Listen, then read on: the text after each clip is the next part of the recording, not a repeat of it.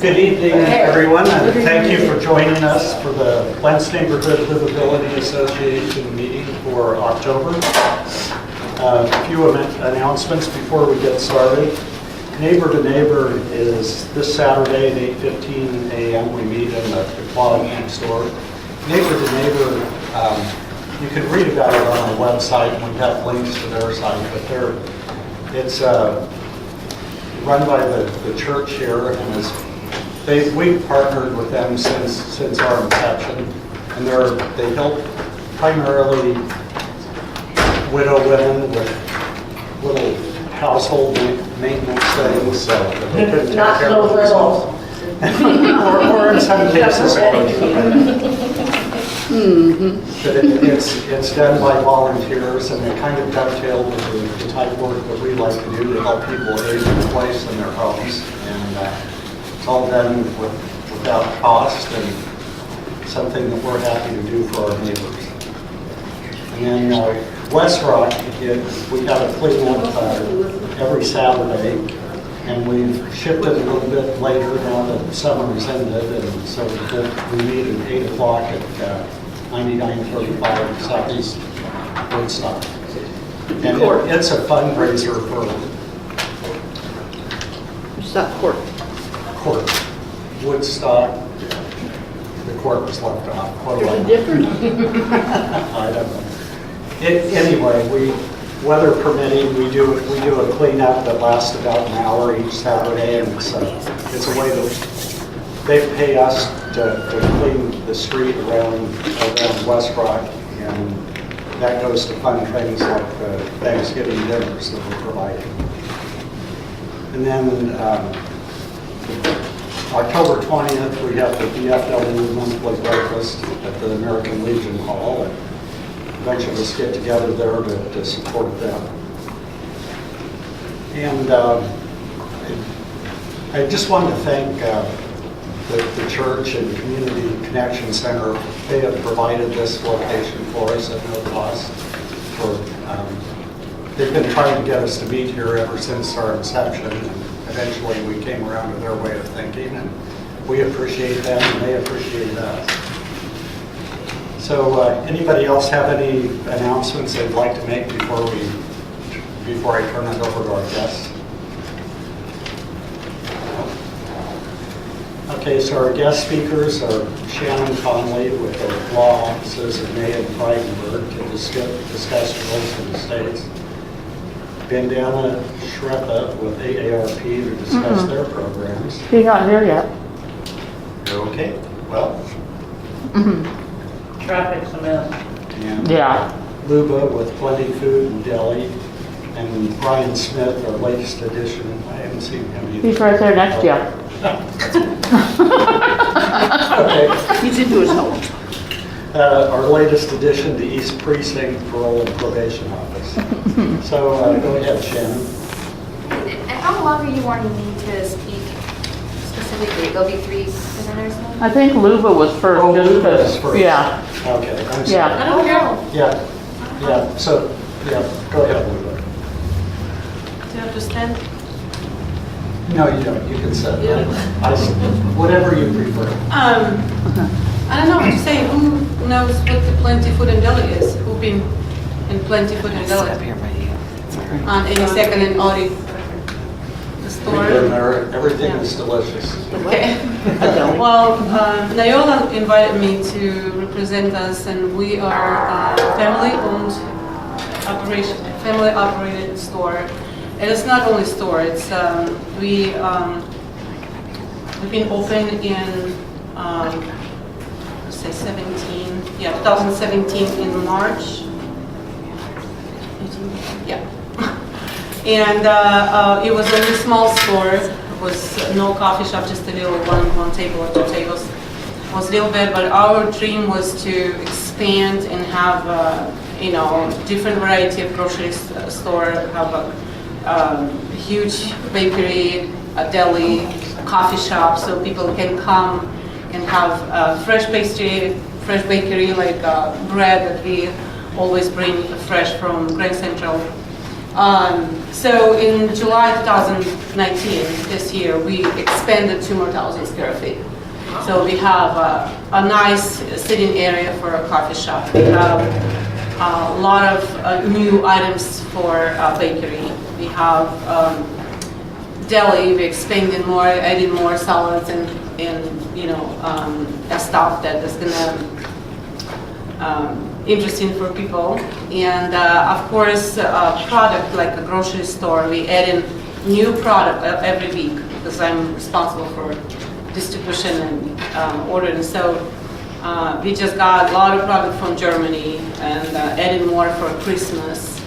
So basically, our coffee shop, we serve in Italian coffee latte. We try different coffee for a year, and we stopped with coffee latte because I don't know, people like it, and I love the coffee. It's not bad at all. It's good. Where are you located again? It's 82nd and Audi, OTTY. It's next to Taco Del Mar, behind Krispy Kreme, on that small plaza between Walmart and Krispy Kreme. So it's kind of in between, so it's kind of hide it over there. But we talked to our owner to have our sign, more visible for people who come on 82nd. So because it's kind of hide it behind the Krispy Kreme. So, but we now open 7 a.m. So if you want to sneak from the house and have a very cozy, nice place with coffee and fresh pastry and nice music, so welcome. We're there 7 a.m. until 9 p.m. So and also we do catering if you need some some sandwiches or some food for your some event or some little party or home or wherever, we do this too, and we deliver free if it's over $100. But we always honor our neighbors. So somebody put the comment on next door neighbor. So one day we had 40 people come for sandwiches, and just where do you people come from? And so they said somebody put the comment on next door neighbor application. So we said, okay, if you come, we give you 10% off. So if you come from that, announcement. So I know we love people. We love to what we do. We are planning to open to start our smokehouse. That was our dream.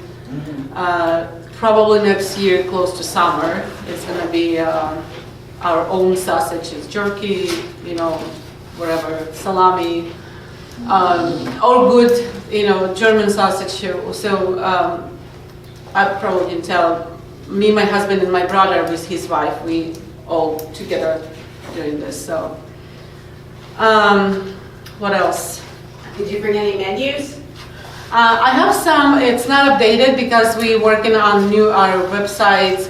We're working on our everything. So we have a guy who's doing advertisements for us. So we're basically updating everything, our brochures. But I bring old ones. It says 9 a.m., but we open 7 a.m.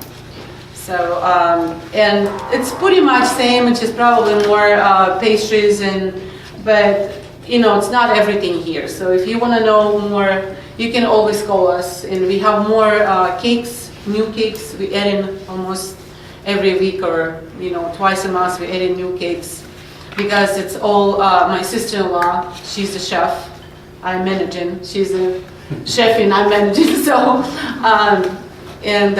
so she's always about something new, creating something new. So if you come and see some new stuff, and next day it's not there, so we try new, but.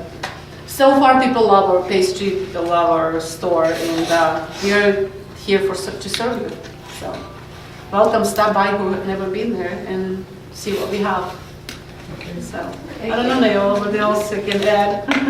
Thank you. Well, I'll tell you, I saw it on Nextdoor, and that was why I thought, okay, we got to try it. It's far for me to go, but it was close for you guys, and we've been there a couple of times now, and it's wonderful.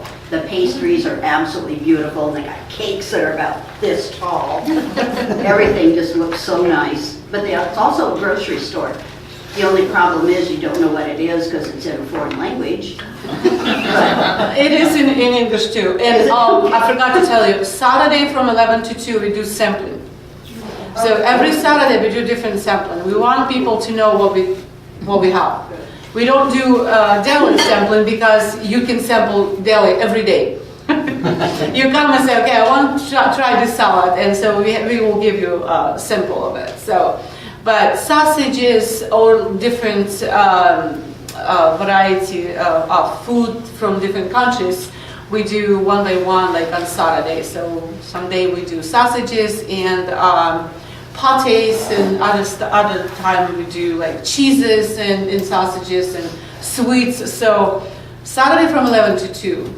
Just stop by to see if you want to try something from, you know, not the deli but product, we will open for you and you try it.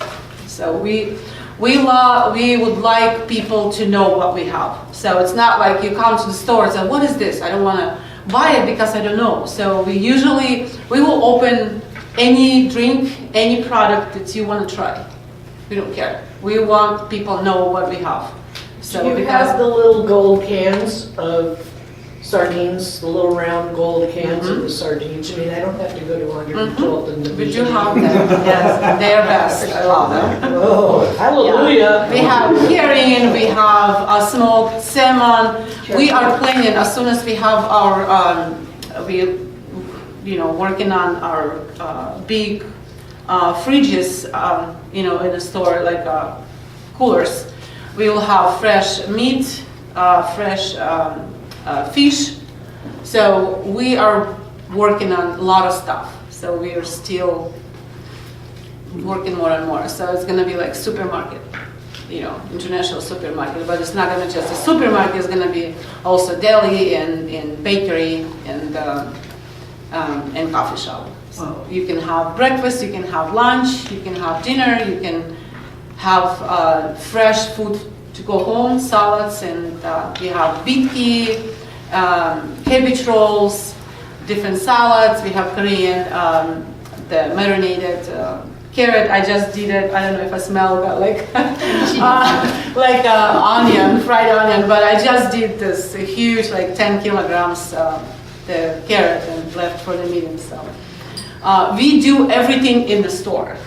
We bake, we cook, we do everything, everything. We don't bring the homemade stuff from outside. This is what people love about us.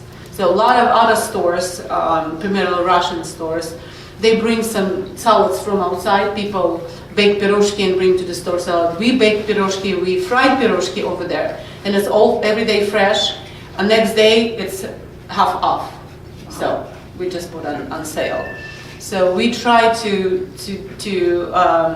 show people we care about our community, we care about neighborhoods, and we want people to have everything fresh all the time. So just stop by, we can tell you more. And I have these cards and brochures. It's not a lot, but I'll just put on the table if you're interested.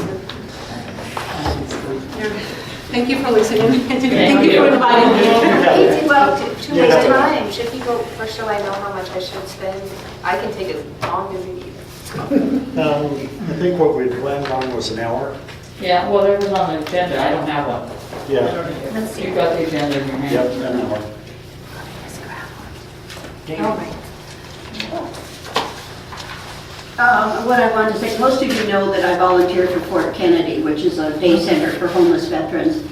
Luba is also donating bread to them. And some goodies too. And the guys love that. There are I bet. candies and cookies. They just go crazy. Thank you. All right. Well, my name's Shannon Conley. I'm, like you mentioned, I'm an attorney with the law offices of Lee and Friedenberg. I've been there for 9 years now, but I've known the employees there for a long time, about 20 to 30 years. We've been around for over 3 decades, and we focus on estate planning, guardianships, conservatorships, probates, and Medicaid planning. So we do a lot of these presentations, and what I've experienced is that they're the most helpful if I have an idea of what people actually want to hear about. I don't mean to put anyone on the spot, but I'd love to go around the room and just see if there's any particular area of interest for people. So, for example, are you more interested in having someone lined up to help you with your financial management during your lifetime? Do you have questions about estate planning? Is someone you're close to dealing with planning for benefits like Medicaid or Social Security disability? Or are you curious about the probate process or something along those lines? Is there anyone who has a question just off the top of their head that they would like some? Wills. Wills, okay. And trusts too. And I would say the hierarchy between wills, trusts, and beneficiaries. Okay, great. Any interest in Medicaid planning for anyone? Because I can just leave that out if there's not. So anyone interested in how to plan for long-term care and how that looks if your resources or someone you care about's resources are starting to be diminished? How do you meet those issues? Sorry, Medicare or Medicaid? Yes.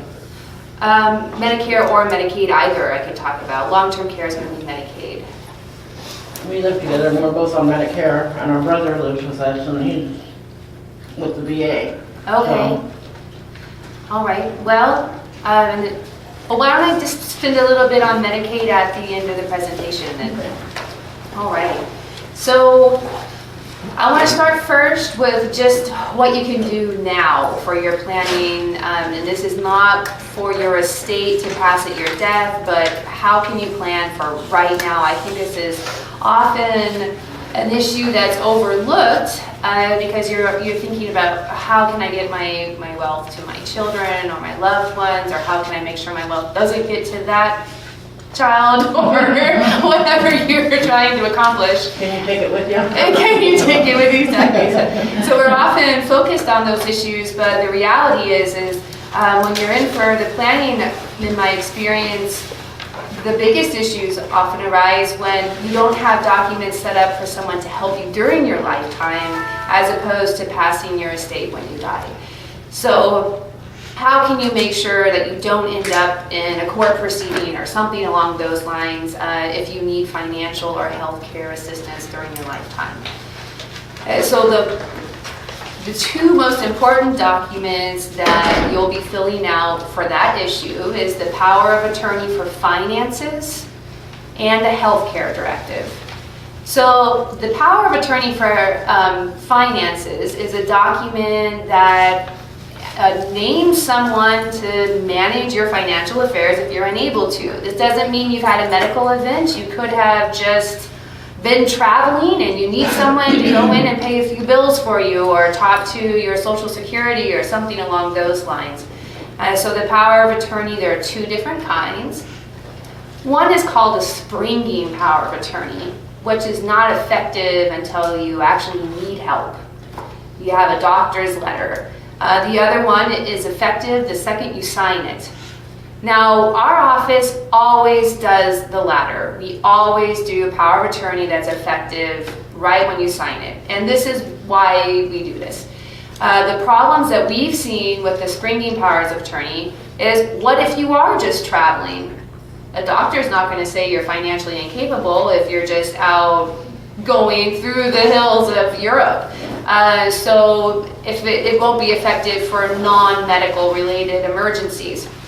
The other issue is that a lot of doctors these days will not write letters stating that you are financially incapable, especially if it's someone else asking for their loved one's doctor to write that letter. They feel like it's a breach of a duty to their client. It's not always the case, but we do see that as the trend. So if you have a power of attorney for finances already, you might want to look through it and make sure that it's not a springing when you have a medical emergency, but that it's effective immediately. So your response might be, dear, no, I don't want a document out there that's going to let someone manage finances for me before I need it. That makes me very uncomfortable. Well, the reason that we feel comfortable doing this is, number one, you should name the right person to help you with your finances. Number two, that document is not effective unless you have the original. So name the right person, put it in a safe place, let them know where it's at, and just don't give it to them until there's an emergency. So that is the best way to have someone lined up to help you with your finances. If that isn't finished, then there are ways to go through the court. So if you have anyone that you love who needs some help with financial management and they haven't done this planning, then there are court processes that you can go through to get them that help. So let's move on to medical decision making, unless anyone has a question. Okay. So actually, the woman who coordinated this, Shar, Right here. thank you, actually collected several advanced directives, healthcare directives, whatever you want to call them, and they're over there on the table, so you don't even need to go anywhere to get these done. They're just right there. And it's a two-part process in Oregon. The document both names someone to make medical decisions for you if you're unable to do so, and then it also specifies what you want for end of life as far as tube feeding and life support is concerned. I'm sorry how serious this presentation is. It just tends to be the nature of this area of practice, but this document is just so important. And for me personally and from my own experiences, it's not just so someone is there to help you through that those emergencies. It also lets your loved ones know what you want. Imagine the pressure of having to make that decision in the heat of the moment when there's an emergency if you don't know what the person wants, and it puts a lot of strain on children, it puts a lot of strain on spouses. So it's a way to have those conversations, and it's a way to communicate what's important to you. It is a kind of a tricky document to fill out. If you fill this out and have any questions, my card is in this handout. I'd be happy to just look through it and make sure that it's been done properly.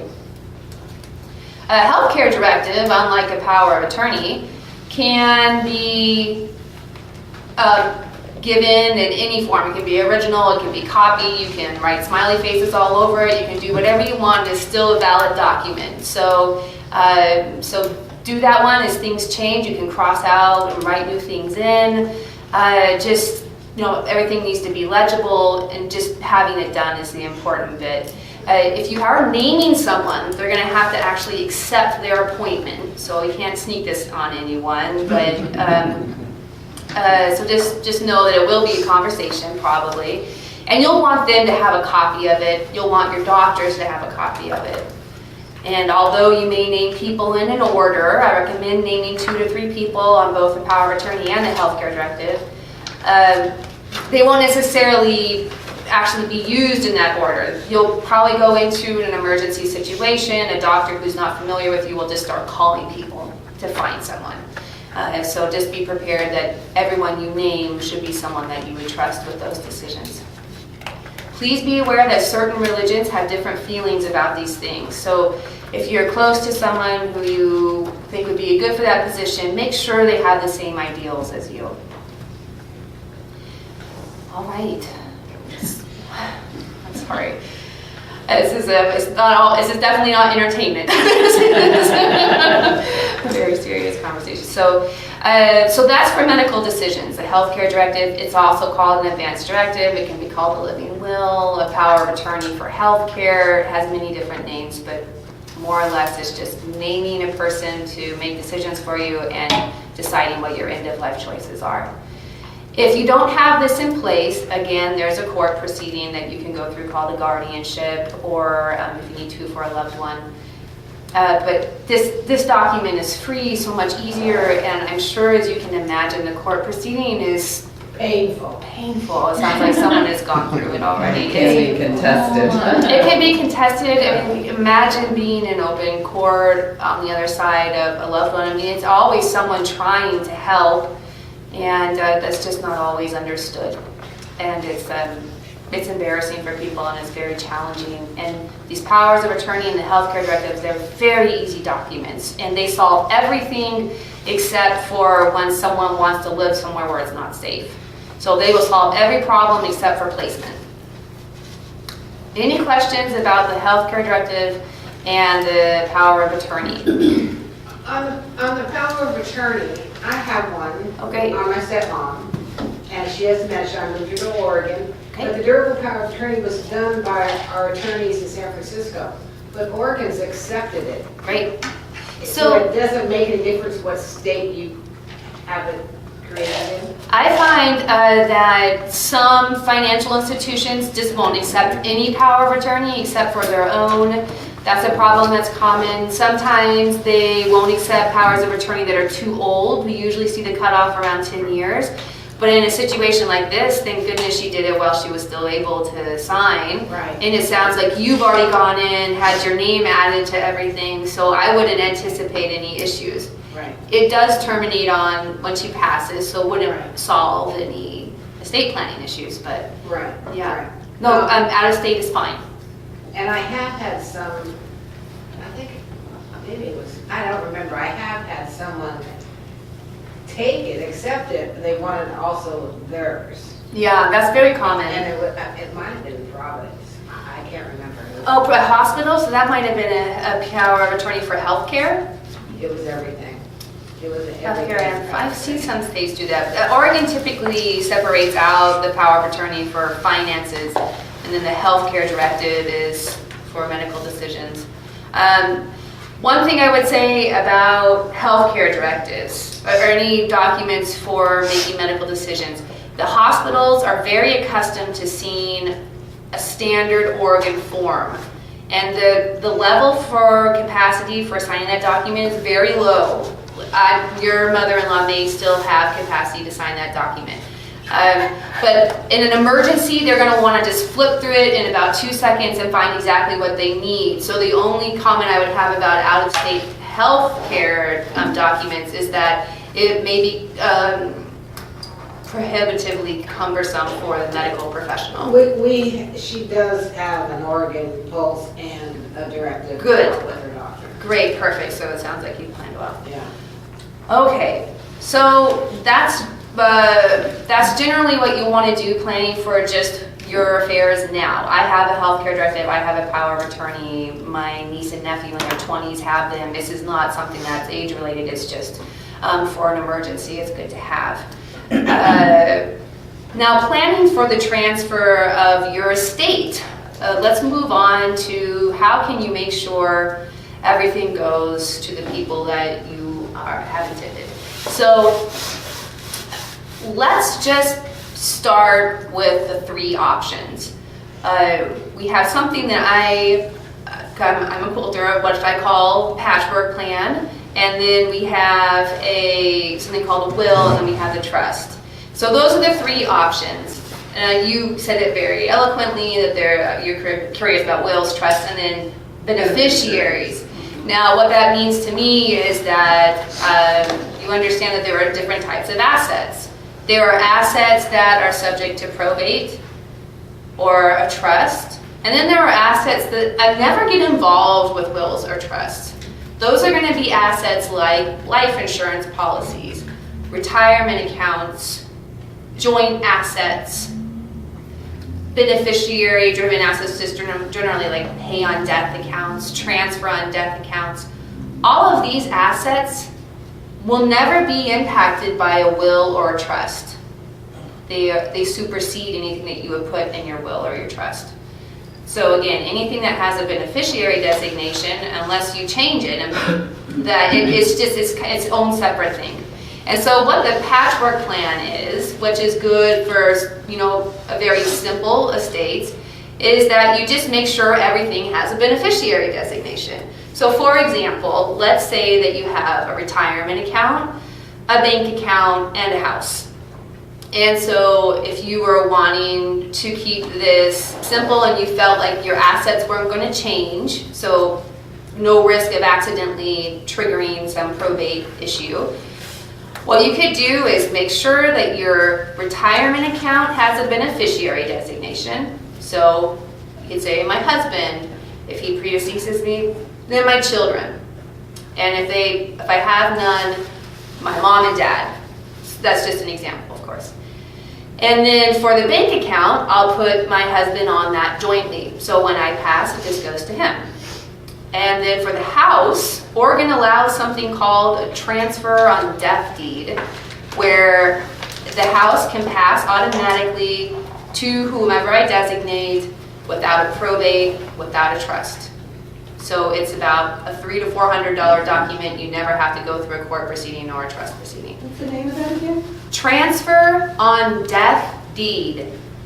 It's fairly new. It's in Oregon and Washington.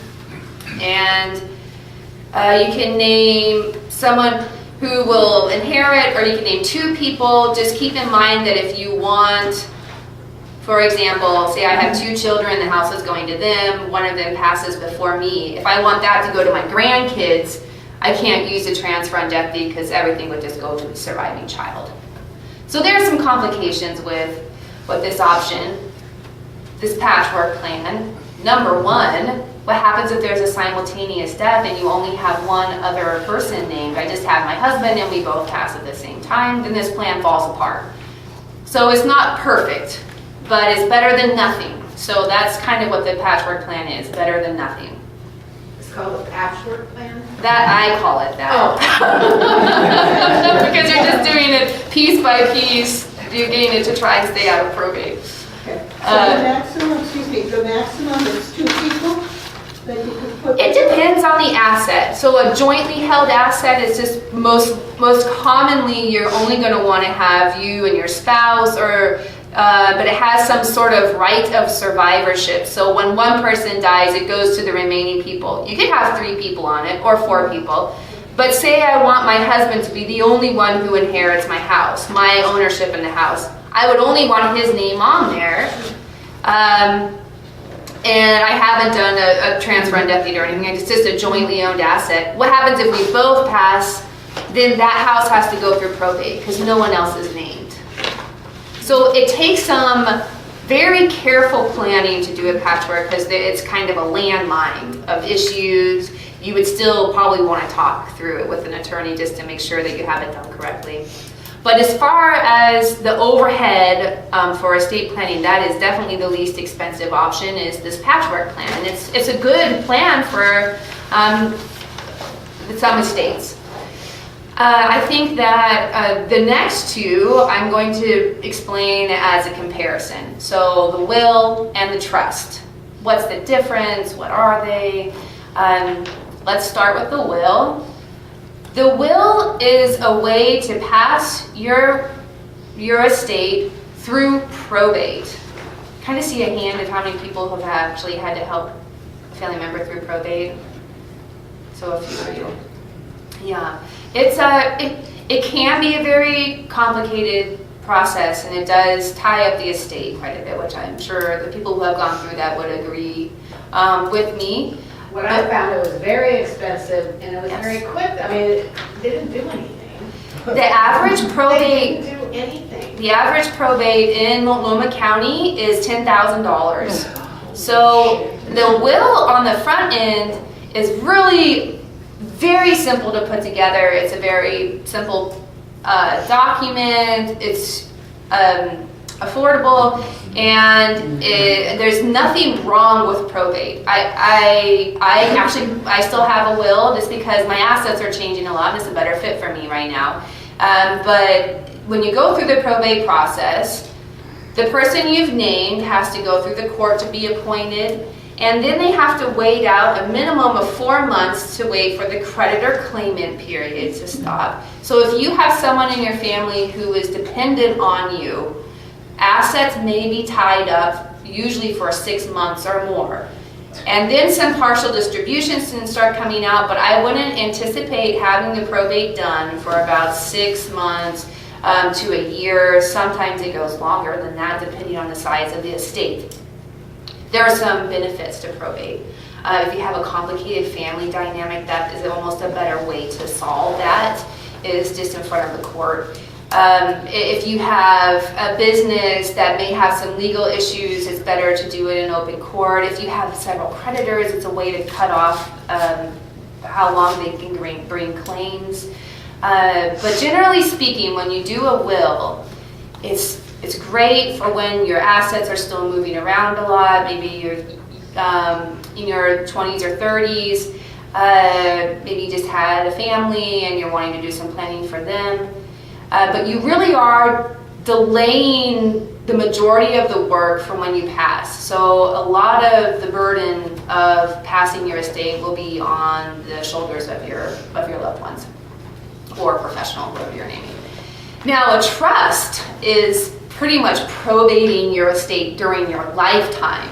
So you're not avoiding that work, you are doing it for yourself, and you have to put all of your assets into the name of the trust. So you're having to retitle a lot of your assets. Now again, please remember, we're talking about your probate assets. So nothing that has a beneficiary, so not life insurance, not retirement accounts, not annuities. We're talking about bank accounts, investment accounts, a house, etc. And you'll have to put all of those things in the name of your trust. So I would have to go into the bank and say, I don't want my bank accounts in the name of Shannon Conley anymore. I want them in the Shannon Conley Trust. And I give them the documents and they set it up for me. Or if you have a financial planner, they'll do all the work for you, which is helpful. Now, the reason people do trusts is that when you pass, you don't have to go through probate. How it's supposed to work is everything is titled in the trust that's supposed to be in the trust. You go into your attorney's office, they tell you how to do a report, and we've had trusts that are distributed out in a month or two or less. Sometimes they don't even come into us because it's a very simple process. So you're doing the work on the front end.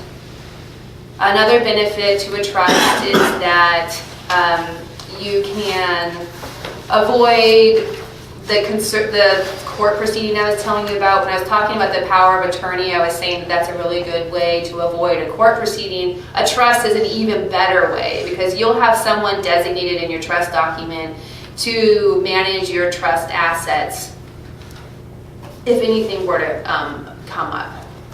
So again, a trust is just a name that you put on your assets.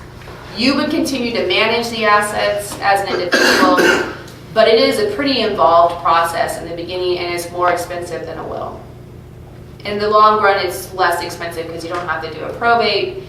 But again, just to summarize, a will is a really great plan on the front end. If your assets are changing a lot, you're in a younger age bracket, and you can deal with the probate if there's an emergency down the road. A trust is a good plan if you're nearing retirement, or if your assets are over $1 million, you can also get another $1 million tax-free. I know that's a good problem to have. Also, if you have multiple marriages, this is a way to make sure that if you were the first to pass, that your heirs would get, your children would get half of the estate instead of the boy or something along those lines. So those are some reasons to do trusts. That was a lot of information. Any questions? Is there like a recommended dollar amount at what point you would do a trust as opposed to a will? Well, that's an excellent For question. value of the estate? I mean, definitely if you're over $1 million, and people may laugh about that, but if you have a life insurance policy, that's going to be included. So There's a couple of like $30,000 life insurance policies. There's, okay. I think, a $10,000 or $15,000 annuity through an insurance company and a house. Yeah, I would do a Old transfer on death deed, and then just Well, I think they've already done. This is my parents. They're Okay. 80 and 91. oh, And great. the will, we redid the wills 3 or 4 years ago. Okay. And the attorney didn't mention anything about the trust. I don't think you need one. I think that they don't even, it's good to have a will as a safety net, but for that situation, I would do a transfer on death deed. Because you don't have to do a probate. On the house. Well, Yes. that's what, how can we avoid probate? With the assets you just gave me, I am here as an instructor, not as an attorney, so I don't have all the facts. But with just what you told me, the annuity passes by a beneficiary designation. So you don't need to wait for that. The life insurance And all same with passes the by life beneficiary. insurance. And then if you do a transfer on death deed for the house, you won't need to probate anything. Bank accounts? Bank accounts, you can do a transfer on death. Really? or joint ownership. Well, they put me on all 7 bank accounts. Then there's a So that I can at presumption. least pay bills while we're, because it's gonna take us a while. So this is an issue that some of you may come again, so I'll go into some depth on this. With bank accounts, if you are on the account with your parent, there's a presumption that that asset will be yours when they pass. But it's only a presumption in Oregon. So if you're on that account just to help manage, oh, the door's locked.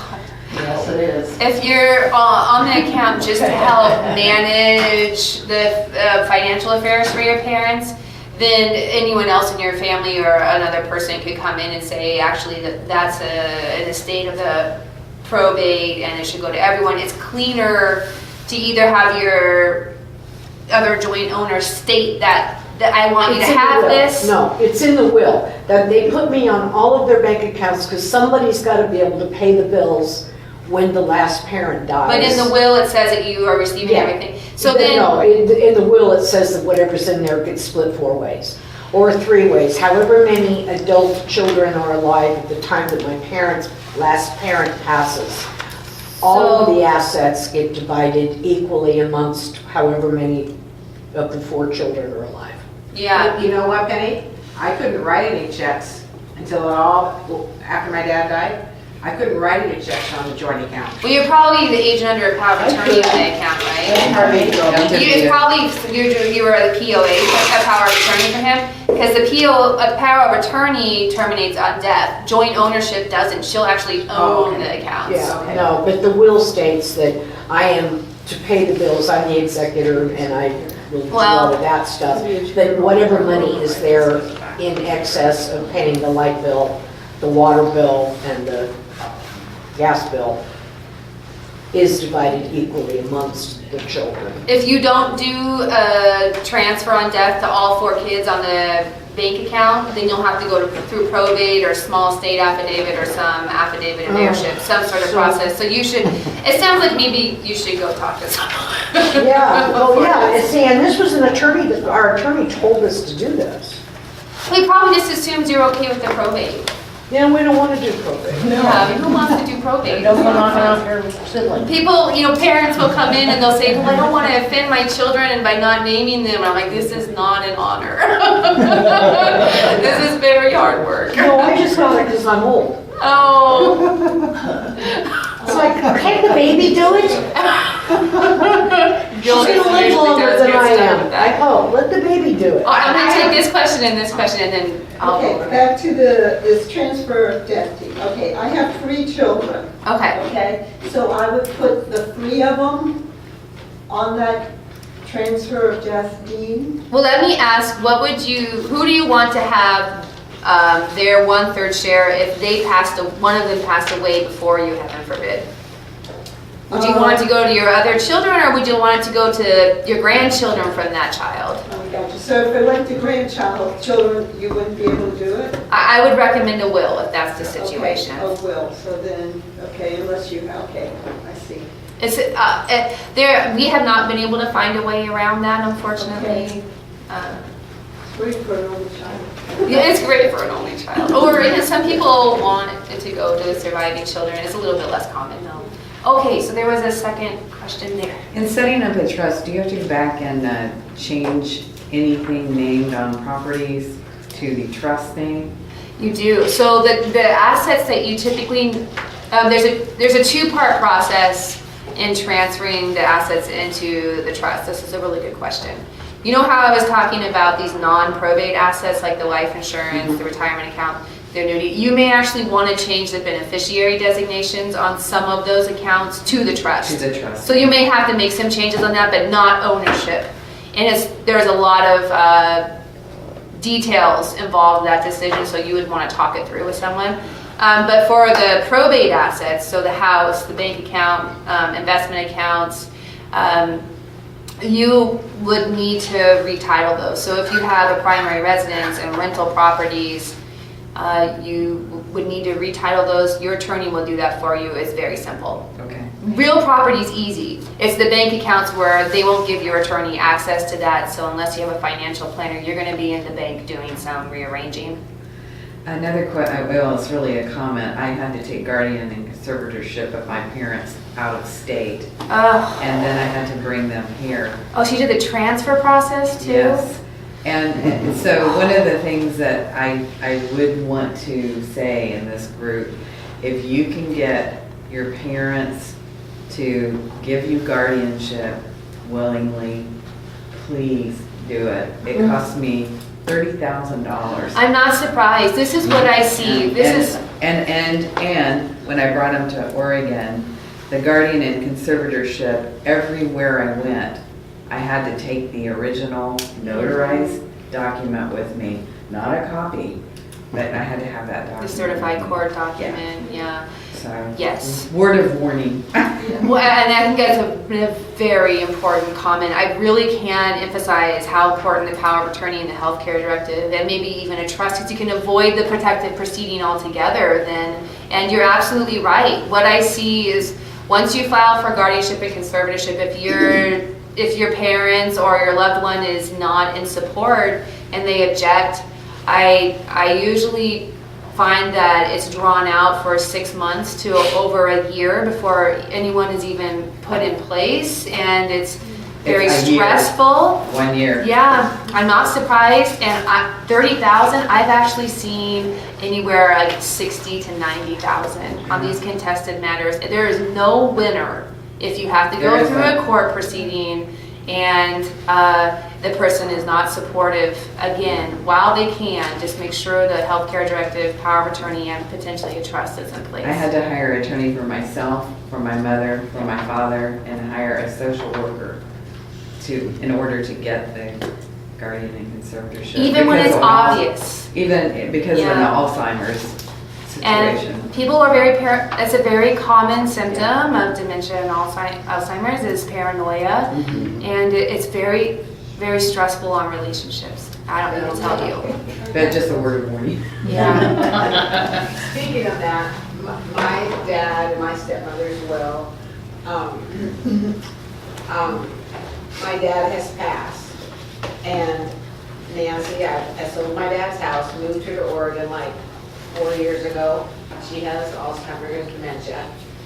Her latest kick, what she remembers things is, I want a new will. I said, you can't have a new will. Why not? Being of sound mind, you can't do it.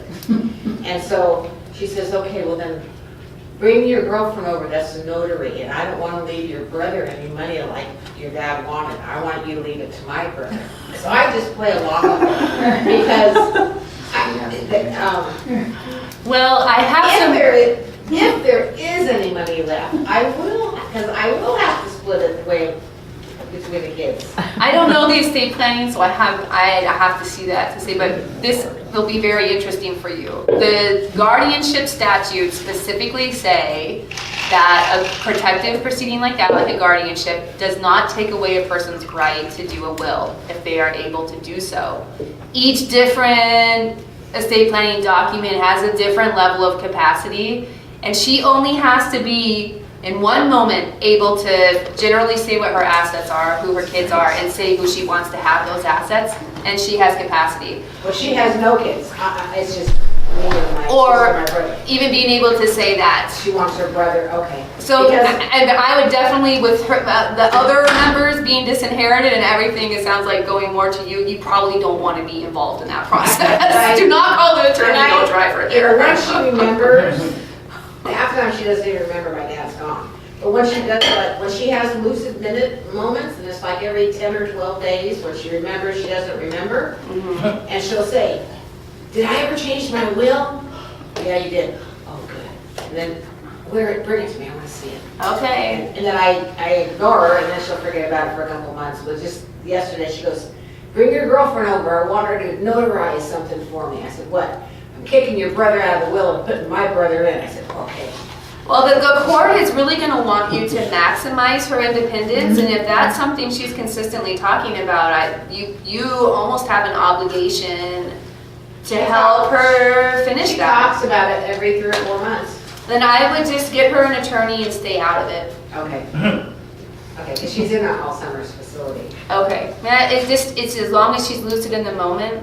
Okay. And then it can be an attorney saying, no, you don't have testamentary capacity, but it's very, as a guardian, they want you to, like I said, maximize independence as much as possible, and this is obviously something that she's wanting in lucid moment, so. Right. As far as the revocable trust, my mother had a revocable trust and it was great.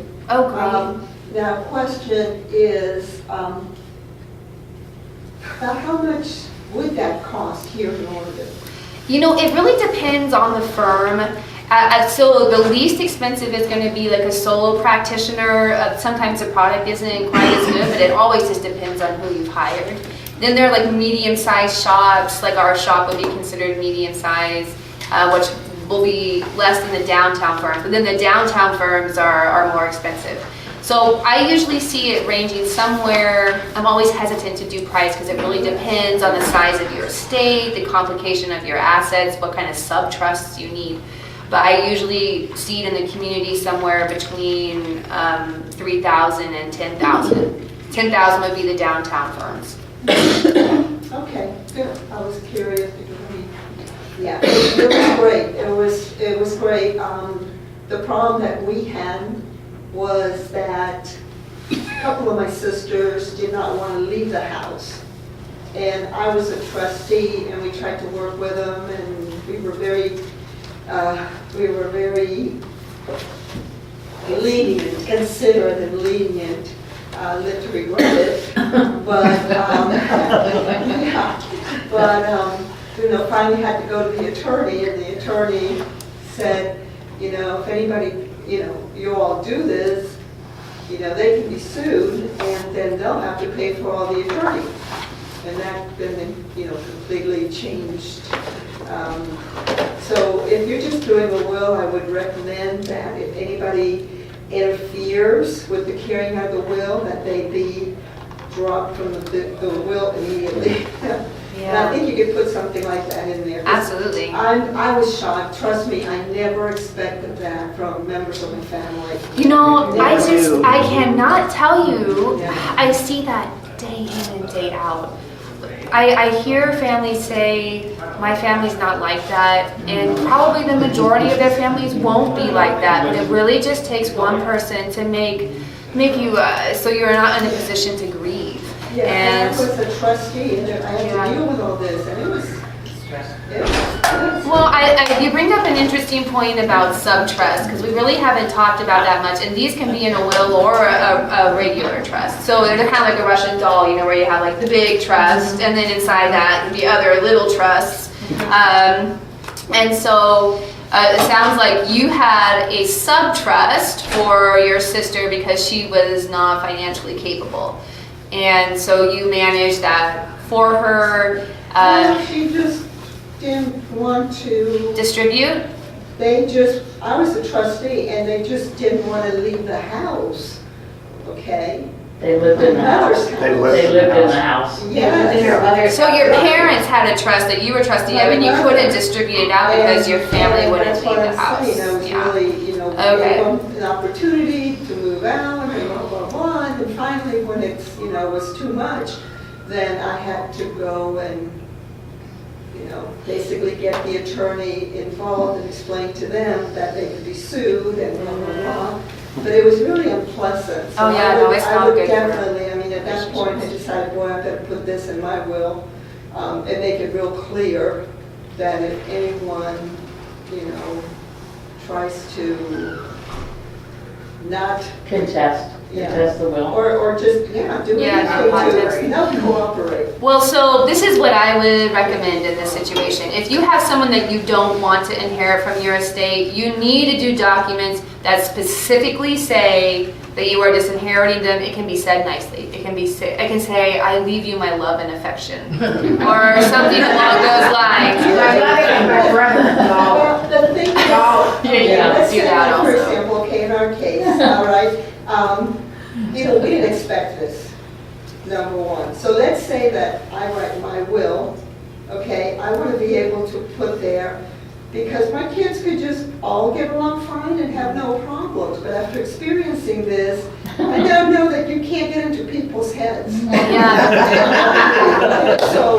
So because of that, I would like to be able to say, okay, if somebody is, interfering with the carrying out of my wishes, I want them to be excluded. Yeah. So every document, at least in our office, has what's called a no contest clause, where someone is interfering with the progress of the administration, or if they're, if they actually object to the court seeing that the will was, executed under a undue influence or duress. That's right. Then that beneficiary is considered predeceased, so they are disinherited. And if you have someone who is already exhibiting some signs of alternative perspectives, then what you want to do is have their share set up in one of these sub-trusts. So not your trustee or your personal representative for a probate doesn't even need to deal with that beneficiary. They'll just be dealing with the trustee of that subtrust. So for example, say there was a couple with one child who had some spendthrift issues and then 2 other children that seemed to be thriving. You would want that one child to have a subtrust for their lifetime or until a certain age, and a trustee would be named. Now the parents pass away, and we have 3 beneficiaries. We have the trustee of the subtrust for the child with financial problems, then we have the other 2 individually. So say this is what the plan was for your scenario, then you would have never had to deal with your sister. You would only be dealing with the trustee of that subtrust. We did not foresee this situation. And that's hard. Yeah, that's hard. Oh, well, this is not our family, this will never happen, and I felt the same way. I mean, I think aside from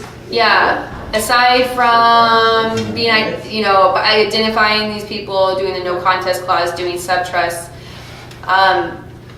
plan for a worst case scenario, because death is hard and you just never know what's going to bring out in people. We had a whole family blow the whole estate on a George Foreman grill once. You never know what they're going to be attached to, you never know how they're going to react. That's another thing I would really encourage people, if you're doing your planning, whether it's a will or a trust, don't diminish the value of memories. So even though your household goods and personal effects may not seem valuable, most likely they are for your loved ones. Oh, I've seen people fight over a ceramic turtle. Yep, yeah, they do. It's wild. I have a question for you. My girlfriend's father and stepmother live in Portland. Her and her sister live in Florida. Her parents, they couldn't get a hold of her dad. Couldn't get his cell phone was off. Couldn't get a hold. They found out. They got a hold of a neighbor that their stepmother had died, and the stepmother's daughter had taken the father to her house and turned off his phone. Oh no! So they called. No. They called and said, "We're coming to get my dad."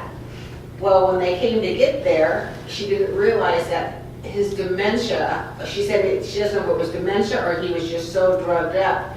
Said, "No, I'm staying, this is my new daughter." And she said it was like he had this whole little routine to say. And so they called an attorney here in Portland, and I don't know who they spoke with. They said, well, if he's been living with this family for over 30 days, you can't bring him back to Florida.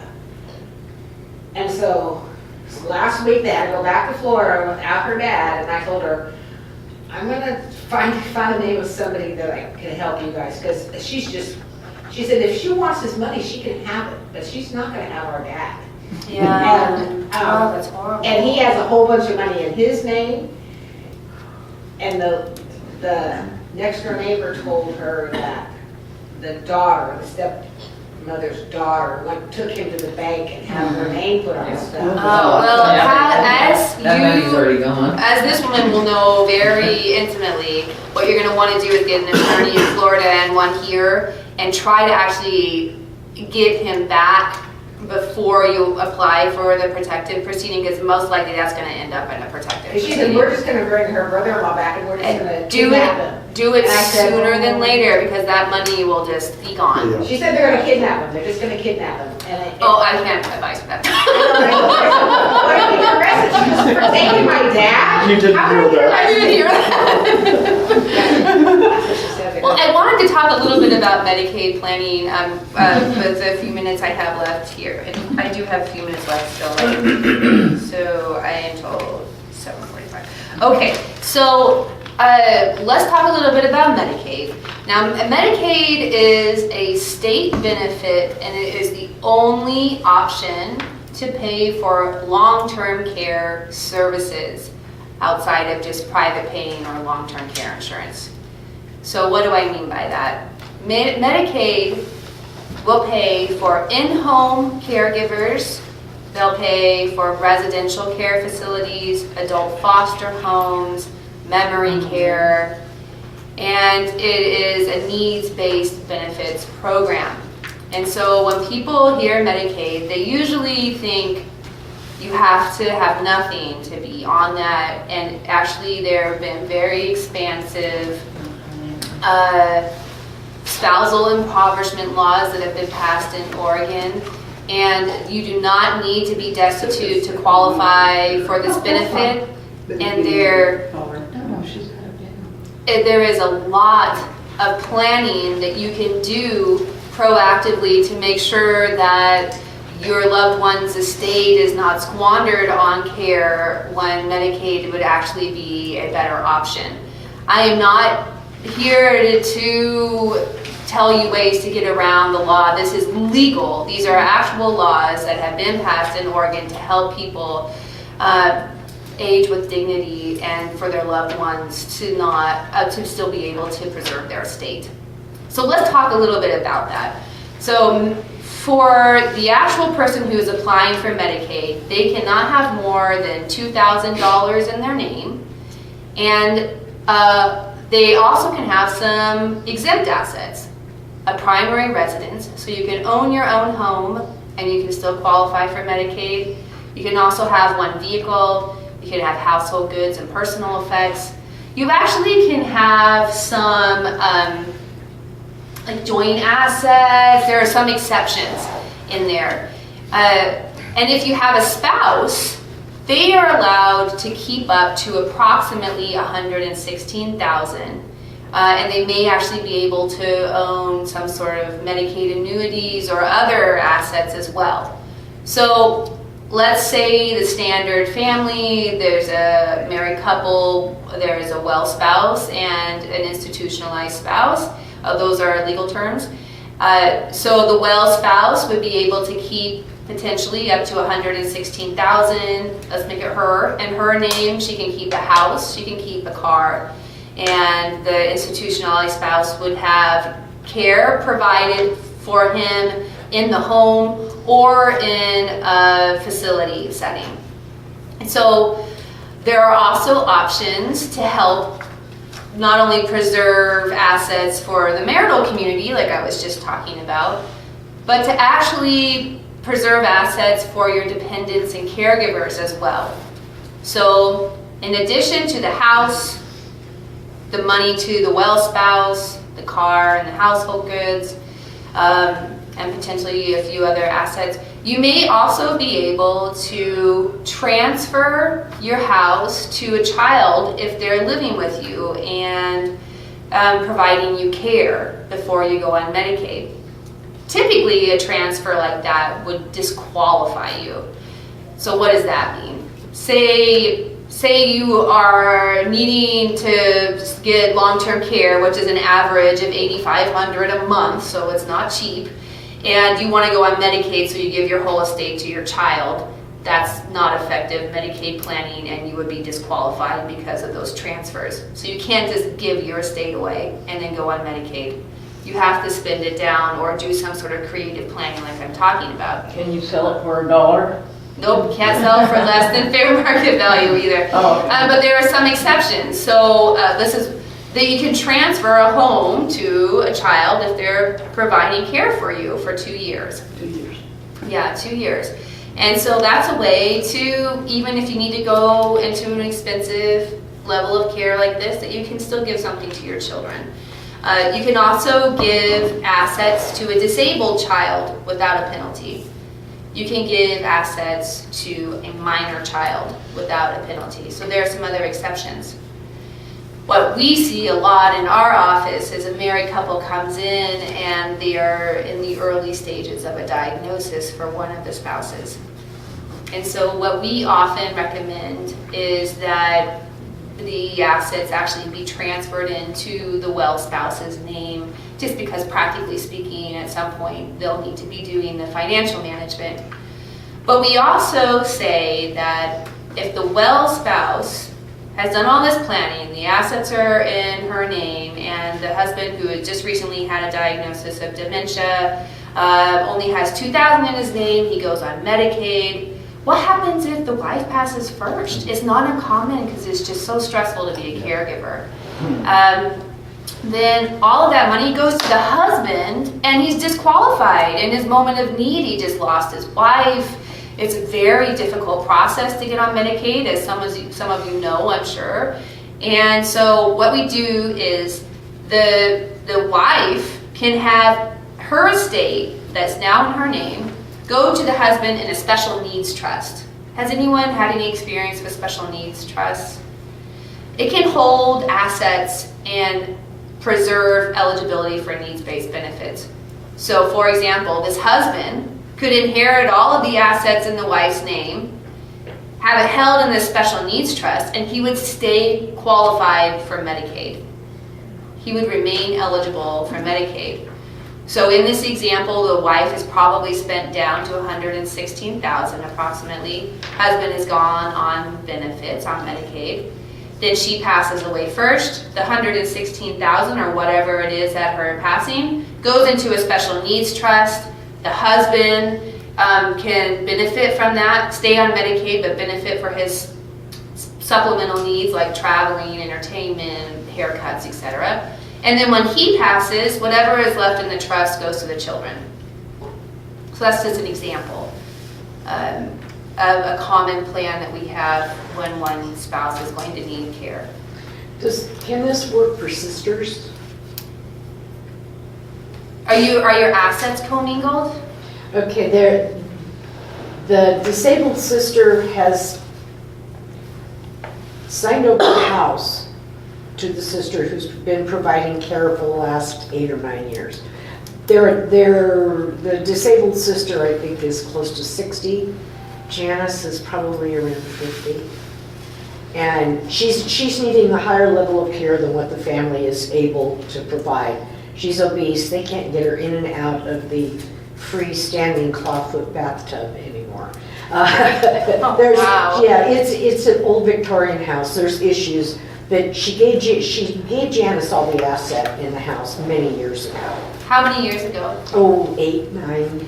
That's fine. You know how I was talking about transfers? 5 years. 5 years. They only look back 5 years. So if the transfer was more than 5 years ago, the state assumes it was not for purposes of Medicaid planning. Okay. They don't even look at it. If you did that now, that wouldn't work. But she wouldn't need to. There are different types of special needs trusts. She could just establish her own special needs trust, put her bank accounts in it, put her house in it, put whatever else she owns in it, and then apply for Medicaid. She has good income. When she worked, apparently That's tricky. Yeah, well, it's not thousands, but she's got $1,600 or $1,700 a month coming in between a pension and Social Security. See, what's really unfortunate is that most most long-term care costs just a little bit more than even a high-income earner. Because, like I said, the average in Oregon is $8,500. I mean, that's a big check every month to write. And so, what Oregon does is, if you have income, I believe it's $2,200 this year. If it's over $2,200, you have to do what's called an income cap trust. And what that does is divert any excess income to your care instead of you being able to keep it. With $1,600 to $1,700, she won't have an issue. It's just that that money will go toward her care once she's on Medicaid. Yeah. How old do you have to be to get Medicaid? No age restriction, you just have to be physically unable to care for yourself and meet the financial requirements. So how do they determine the physical side? Well, I'm on disability and I have Medicare, but I applied for Medicaid. They said I didn't qualify. Was it for physical or financial reasons? That I'm on disability? No, that you didn't qualify for Medicaid. My disability is too much. My income is too high. Your income. Then someone is not telling you the right information. Income should not be disqualifying, that is easily fixed. And even the financial, My sister has both Oh, Medicare and no, Medicaid. I think I only have Medicare. Oh, Yeah, sorry. you receive Social Security disability though? SSDI? SSDI. So that's why you're eligible for Medicare. I think that someone may not, so this is how it works. When you apply for Medicaid and you're only talking to the case manager, they represent the state. They don't always give you all the information you need. So income is a very easy fix.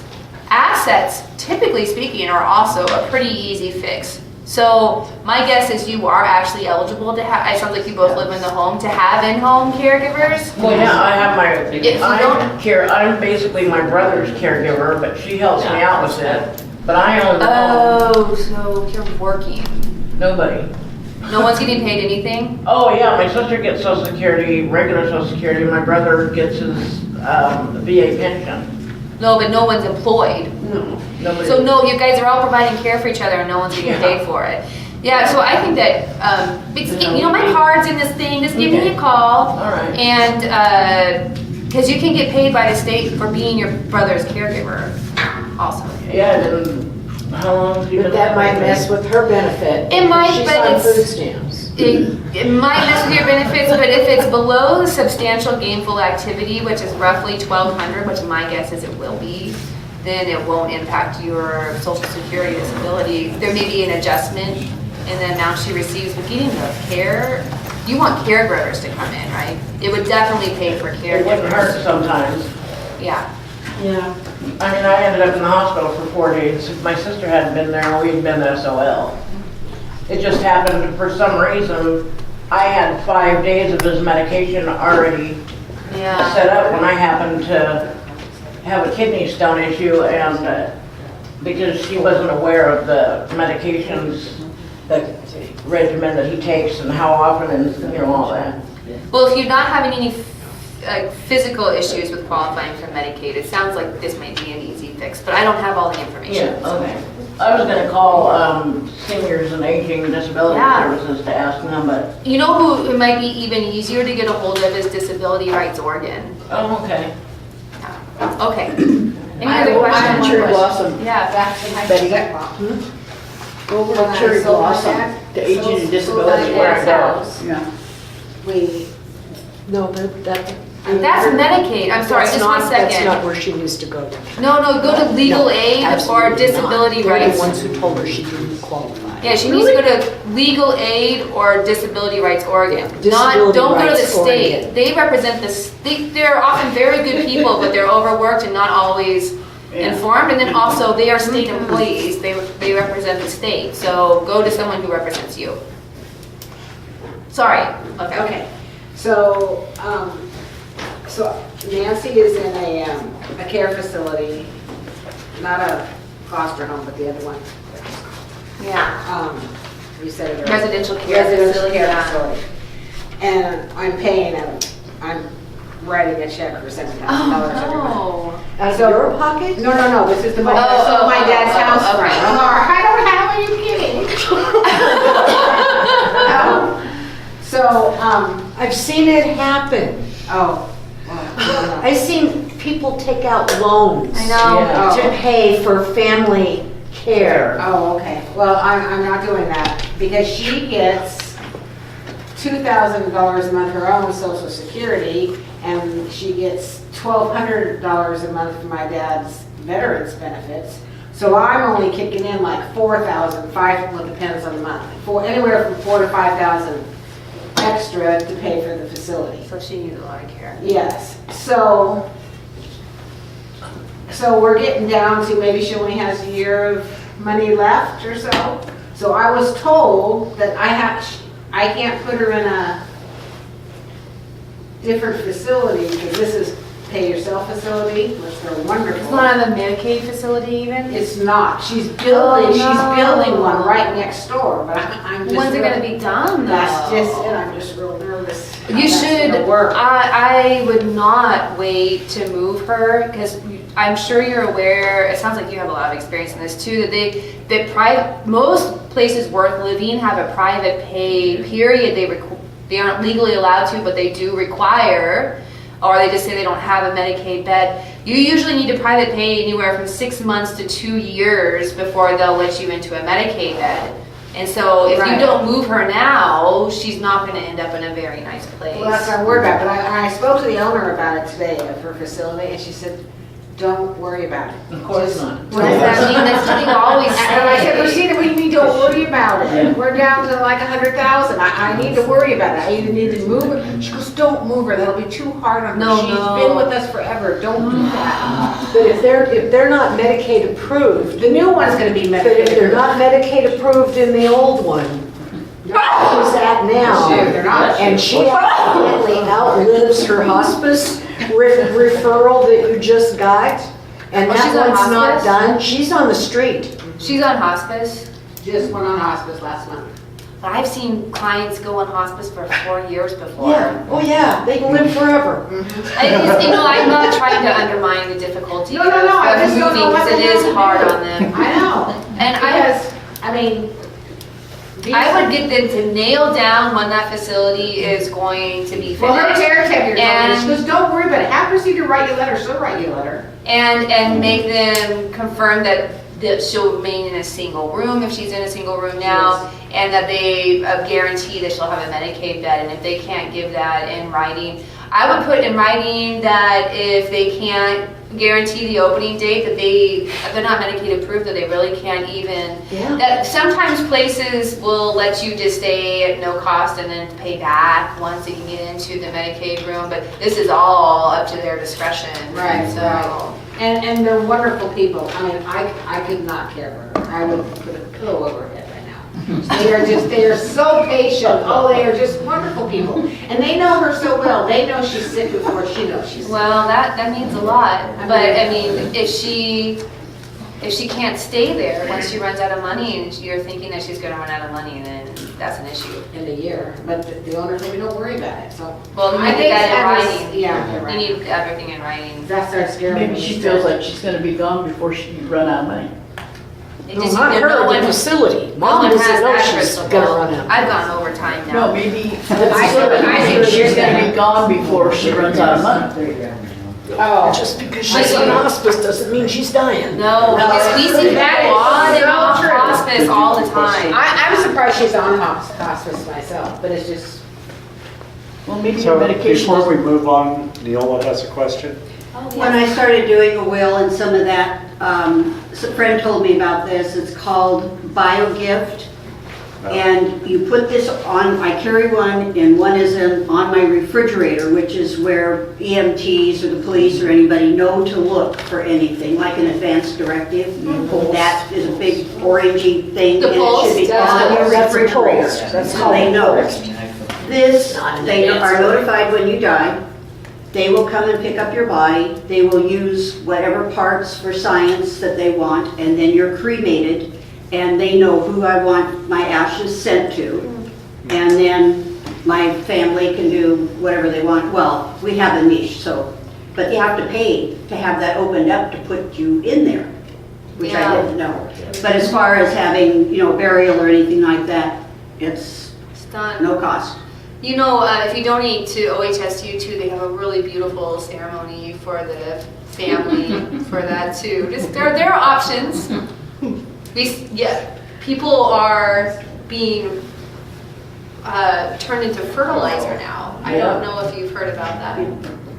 Freezing, Soylent Green. soylent green. Similar, very similar, but you have to live in Washington to do that. No, in 7-Eleven the other day, It's in Soylent. Yeah. There is actually a product that's not Oh, the same as the. God. She could get That's out what's in of the dish right Yeah, it's a liquid protein. Yeah. Well, thank you for letting me come to Nameka and talk with you all. It's very informative, thank you. Thank you. Can I use one of your folders? Oh, yeah, you bet. Yeah, me too. Need a couple of them? Yes. Let me just leave some here. You're gonna say it wrong, aren't you? Bandana. Banana. You're right. Okay. All right, I brought some stuff. I didn't hear that.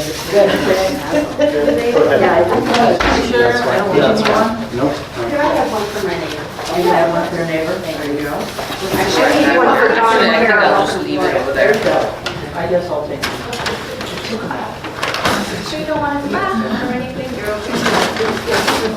Does anyone else need one of these folders? I need one for Dollar Tree. Okay. You need one for Bev? Well, I can take one to her. Ken wrote out his own will. and Okay. and had it All right. notarized. Does anyone else need one? You can do that, though. Yes, you can. Just you, right? But let me see now, this is the man who can't remember from 7 until 7:30 in the morning that I was gonna walk out. So I don't know that he did a real good job. Thank you. You're welcome. But at the time that he did it, he was coherent. How many people don't receive them, Gary? Okay, we're on to our next speaker. Hi everybody, my name is Bandana Shashta. I am the Director of Community Engagement for ARP Oregon, and I'm glad to be here. I hope to tell you a little bit about what ARP does and how many of you are members? Great, okay. Well, we have lots of members in the Portland metro area. Thank you. You have a role in paying my salary, so that's a good thing for me. And hopefully also a good thing for you because, you know, we work on behalf of our members and people 50 plus here in Oregon and their families. We are a 60-year-old organization, and actually our founder, Ethel Percy Andrus, started AARP even before that, 10 years, not AARP, the preceding organization was called NRTA, which is National Retired Teachers Association, and when she started that, you know, the impetus behind it was she was a retired principal. She was the first, I don't know if you've heard this story, but I'll tell you this because I love telling the story of Ethel. She was a retired principal in Los Angeles. She was the first female principal in the state of California, and she taught in this really tough school in LA. And she had retired and was, you know, doing some volunteer work with the local association of teachers. And one day she went, she heard about a retired teacher who was living in a chicken coop, found her living in a chicken coop, and was so moved and so disturbed by it, she decided to form the National Retired Teachers Association. And you know, that story is emblematic of so many things that happen to people as they grow older and they retire. And you know, it's not just a story that happened back there. Much of what was happening back there to older people are the same things that are happening today. You know, housing insecurity, issues of health, which we heard a little bit about as we age. A lot to do with prescription drugs, a lot to do with caregiving and long-term care supports. Ethel was a lifelong volunteer for AARP, but she was also a caregiver for her parent, for her mother. So those are the same sort of issues that we work on today. AARP has 510 or 20,000, depending on what we're doing, and our members, if they're not tearing up their cards. You know, we're working on lots of different issues, and here in the state we have about 520,000 members, in Portland proper about 65 to 70,000 members. And primarily some of the issues we're working on, again, are things related to health security, financial security, and livable communities. In my portfolio, I have the livable communities work, which includes things like housing, transportation, and community transformation so that people can live in their own communities and age successfully, regardless of age, ability, or income. And we also, as I mentioned, work a lot on health security. That includes things like long-term care support services. One of the key things we work on every session at the legislature is advocating for supports for seniors and people with disabilities, and fighting for things like caregiver supports, respite for caregivers, programs like Gatekeeper program, caregiver training, those kind of things. We do every quarter we have a partnership with the Asian Disability Services here in Multnomah County, as well as Providence, to put on caregiver programs. So that might be something you're interested in. I have the date for the next one that's coming up soon in November, because I heard you had so many questions about that. That might be something you might be interested in. So we do programming like that, and education and information for our members and for the general public. But we also do, much of our work is all about advocacy and advocating for people 50 plus and their families at every level of government, and with influencers and policymakers. We also work on transforming and changing the marketplace. So that means, that's always been part of ARB's work.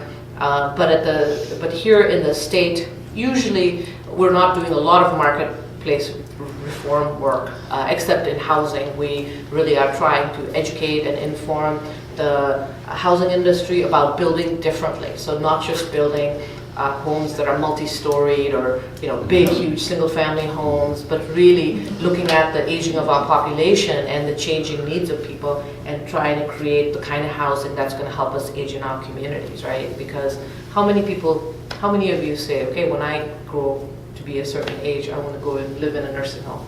Nobody says that, Nobody says that. RP does research all the time, and what we know is that people want to live in their own home and community as long as possible. So everything we do is geared towards enabling people to thrive in their own home and community, whether it's advocating at the state legislature for supports for seniors and people with disabilities, or advocating for community supports for caregivers, or looking at housing options and really saying we need to do business differently. We need to create different types of housing options in our community so people can live and be able to age in place. That's the big thing we hear about. And regardless of what age, it's not just people 65 plus. We've been starting to do surveys of people 18 and over. The last survey that ARB National did, it's called the Home and Community Preference Survey. This was the first year that we actually asked the same sort of questions we've been asking of people 65 plus. This past year, we asked questions, the same sort of questions about what do you want as you grow older, where do you want to live, that kind of stuff, to people 18 and over. And guess what? Even those people 18 over, adults generally say, as long as possible, I'd like to thrive and to be able to live in my own community. I'd like to be able to have the options to have transportation, those kind of things. They didn't want to live at home until they were 40. Well, unfortunately, even if they don't want to, some of them are having to, right? Yeah. That's the other thing about our current situation for people as they grow older is traditional retirement is, first of all, kind of evaporating for most people. People are needing to be back in the workforce.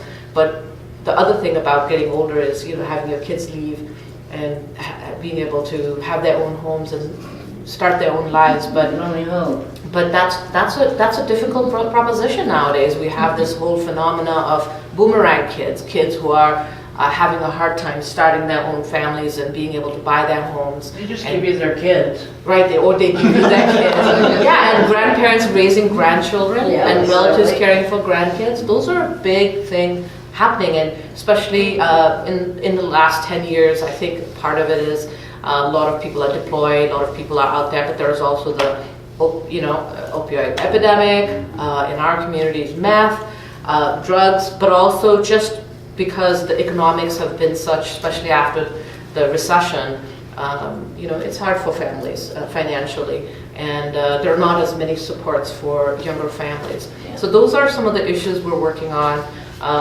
The other piece we're working on, I mentioned already, is financial security. We have, we're working to make sure that people as they grow older have opportunity to work.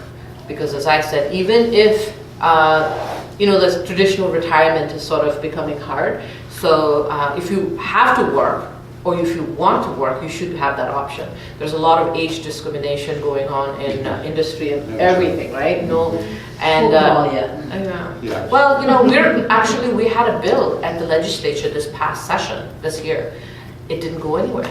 It failed. So that is going to be a bill that we're going to bring back and fight for so that we can have something in the books that says age discrimination is wrong. I mean, it seems so ridiculous that we have to have you pass a legislation to say that, even though, I mean, there is labor laws say there's a protected class, right? People 40 and over, but in reality, that doesn't quite work that way. So at the legislature, we're working on that. But we also do a lot of information and other types of partnerships and initiatives that support older workers. The other one is fighting for things like Social Security, so that people can get Social Security, and so that this, because it's a earned benefit. It's not a traditional entitlement, because people use that word very easily. But people have paid. If you've worked, you've paid into the Social Security system, just like you've paid into Medicare, and it's a promise that Americans are owed, and we are working to fight for that. We are fighting for that, I should What I say. don't understand is a young parent takes their kid to the doctor when he's 2 or 3 and they say, oh, he's got ADHD. Boom, he's on Social Security. He's terrible twos. He's not got ADHD. That I don't understand. That's why we're in such a financial mess. Yeah, there are so many things related to Social Security, and I'm not an expert, but we have, if you're interested in Social Security, we have my colleague Joyce DeMon, and she has been working on it for many years. She would be a great person to invite to talk about that. Other things we are working on in the economic security arena is we helped to pass a bill called Oregon Saves, which is a state program similar to the one where you save the 529. Do you know the one where grandparents and parents can save for kids to go to college? It's similar to that in that if you don't have a opportunity to save for retirement in your workplace, now people can save through this program through the state. It doesn't cost the employers any money. It's the individual who puts money in. And what we found is that if it's automatic, there's an easy way for people to save, they do want to save. They just don't have the mechanism to do that. So there are like over 1 million people in Oregon who are of working age, who are working, who don't have access to retirement savings through that work. So this makes it possible. And already since its launch, almost $30 million have been saved by Oregonians. And it continues to go up, and it's an amazing program, because it means that people have even if you're saving a little bit, the compound interest idea kind of really works for the long haul. So that's retirement security and financial security. Here in Portland is an age-friendly community. That means the city of Portland has committed to becoming and working towards age-friendly programs and policies. So we work to help the government, help the city really keep those in the forefront, and look at housing policy, transportation policy, and investment that allow people to really thrive. And if you're interested, we have a conference coming up in December called the Age-Friendly Oregon Summit. I have some flyers. I'll leave it there for you. I welcome you to attend it, learn about the kind of activities that are going on and policy issues. We have an amazing speaker who's going to be coming, who's an internationally known advocate for parks and open spaces and the built environment, which is a big part of how we get around. Is it walkable? Are there great places and natural places for people to enjoy in our communities, those kind of things, as well as other policies that are more related to social and service environment for making communities age-friendly. So I know I've just gone blah, blah, blah. There was a seminar that we went to that was about identity theft. Yes. Which was really good. Yes, it's coming up. And the movie was written about, it's coming back. When is he coming back? He's coming back on November 14th, if I'm not mistaken. His name is Frank Abagnale. Okay. So ARP has we bring some really interesting speakers. So Frank Abagnale is the guy, do you remember the Leonardo DiCaprio movie? called Catch Me If You Can, where he was like this young man who like cheated and, you know, defrauded everybody, made him think like he was a pilot and went around the world. If you haven't seen the movie, you should watch it, no? No, I don't know. But it's a really fun movie, and it was an early Leonardo movie. But Frank, who was that young man who defrauded everybody, did that for so many years, but then he totally changed, and for the last 30, 40 years, whatever his career has been, actually helping people get ahead of the scams, to fight scammers and fight fraudsters. Do you know where that one's being held? It's going to be again at the Revolution Hall, and I have that. I wish I had the flyer, but I can send it to you so you can mail it out to everybody. I think it's on the 14th. I want to go to that one. Yes, Can you that's. come here? I don't think we can get them here. It's going to be a very big. Big let me deal, see if huh? I can see this. He probably gets Yes, paid for. it'll be on the 14th, and it's in I the suppose. evening. It's Okay. at the Revolution Hall. Again. Okay, thank you. So. Where's that at, Char? The Revolution Hall? It's in Belmont area, like. Oh. Not Belmont. What's the neighborhood there? I gotta get out more often. It's in the Hawthorne neighborhood. Hawthorne, Belmont, and then there's another Yeah. one. There's one. Lad edition, lad edition. I'll send you the email. Thank you. What are those pages? The Oregon States, okay, like for example, for my daughter. Now, is this like an IRA where you can only take a certain amount? You know, I don't know all the rules, but it is a retirement saving program. I think that some of the same rules apply. But all you need to do is Google That's what I Oregon was Saves. thinking. Yeah. Also, as far as I'm an ARC member, and it's amazing, I've gotten advice for how to pick a Medicare plan, Yes. okay? Like what the different plans, and based on your needs, what is the best one for you, and expenses, and just everything. prescriptions are. And it's fantastic, and that's ARC provided. And another thing too is income taxes. I've had for the Right. last couple of years, I have the income taxes done for free. Yes, tax aid program. I find they're volunteers. They Right, do it, and right. it's great. Yes, let me tell you about that. So that's called the tax aid program, ARP tax aid program. It's not income or age restrictive, as long as you don't have very complicated taxes. Most people can go to tax aid, and they start on February 1st. You can just go online and look for AARP tax aid sites, and you can put your zip code in, and it'll tell you where you can go. That's one, and it's a free service. Is there any kind of entity that helps financially old widows, low-income widows with wills? We don't, but we support our partners who are doing amazing work. I know you mentioned some of the supports that are available, but I think your local senior center sometimes has free legal aid services. So you just need to look at who your senior center is and see if they have services, those kind of services available, and block, like, even if it's just getting the first kind of Initial. consultant, they can consult with you and help you. And like, I know Hollywood Senior Center does it, and a lot of other seniors. I know that Milwaukee Center has it. So if you are connected to your senior center, I don't know what the closest senior center here is. It's Cherry Blossom is a aging and disability. Yeah, aging and disability. They usually have free legal clinics available. That would be the other one. And I think just generally, if you are thinking about not just as caregivers, because I've heard about wills and things. It's not only your parents. You really should be thinking about yourself first and foremost, and getting your stuff in order. And even if you don't have a crisis, that's the best time to do it. I would say call the ADRC, which is the Aging and Disabilities, the number resource, and ask to speak to an options counselor and just talk through some options and just planning and stuff. It's a really good thing to do and ahead of the game before it's a crisis, because like you were saying, if you have an immediate need and you have to make a decision, then that's the worst time you could be trying to make decisions. And there is a group that meets downtown. I was just trying to find it and I can't. They meet downtown Portland, and they do free estate planning for people. It's like Oregon Will Clinic or something along those lines. I What's couldn't it called? find it. I think it's something along the lines of Oregon Wills Clinic. If you call our office and just talk to our intake person, Chad, and ask for free estate planning services in the area, he'll give you a list. Okay, thank you.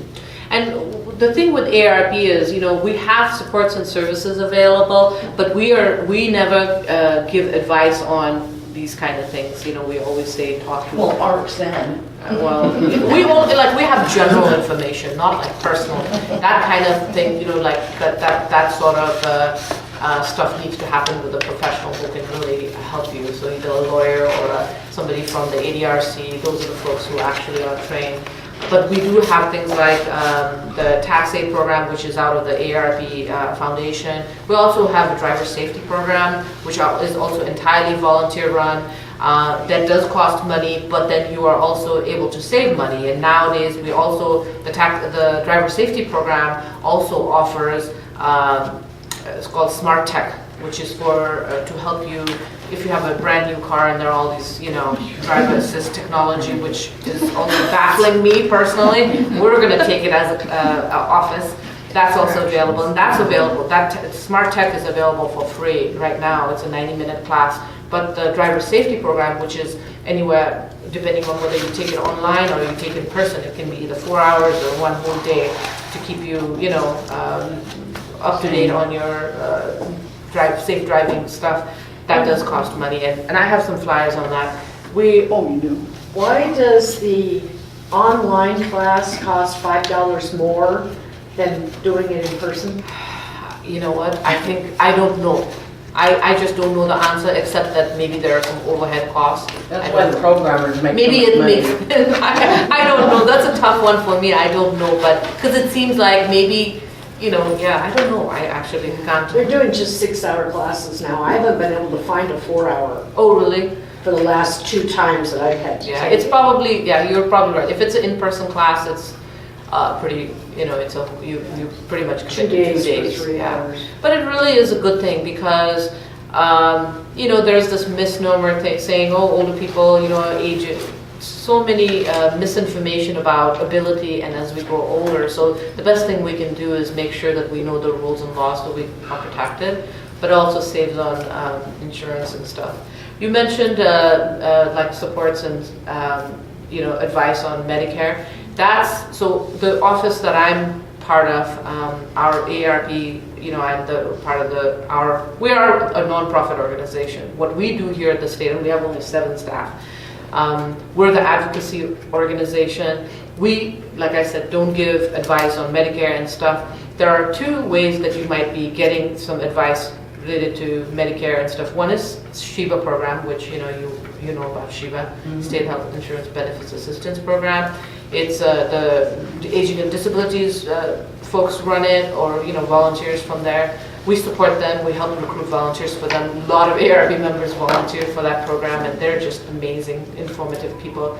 The other one is sometimes insurance agents who sell ARP named products and services, like with United, they sometimes offer, and they're not part of our shop. We don't do that kind of work. We're not doing the services and benefits.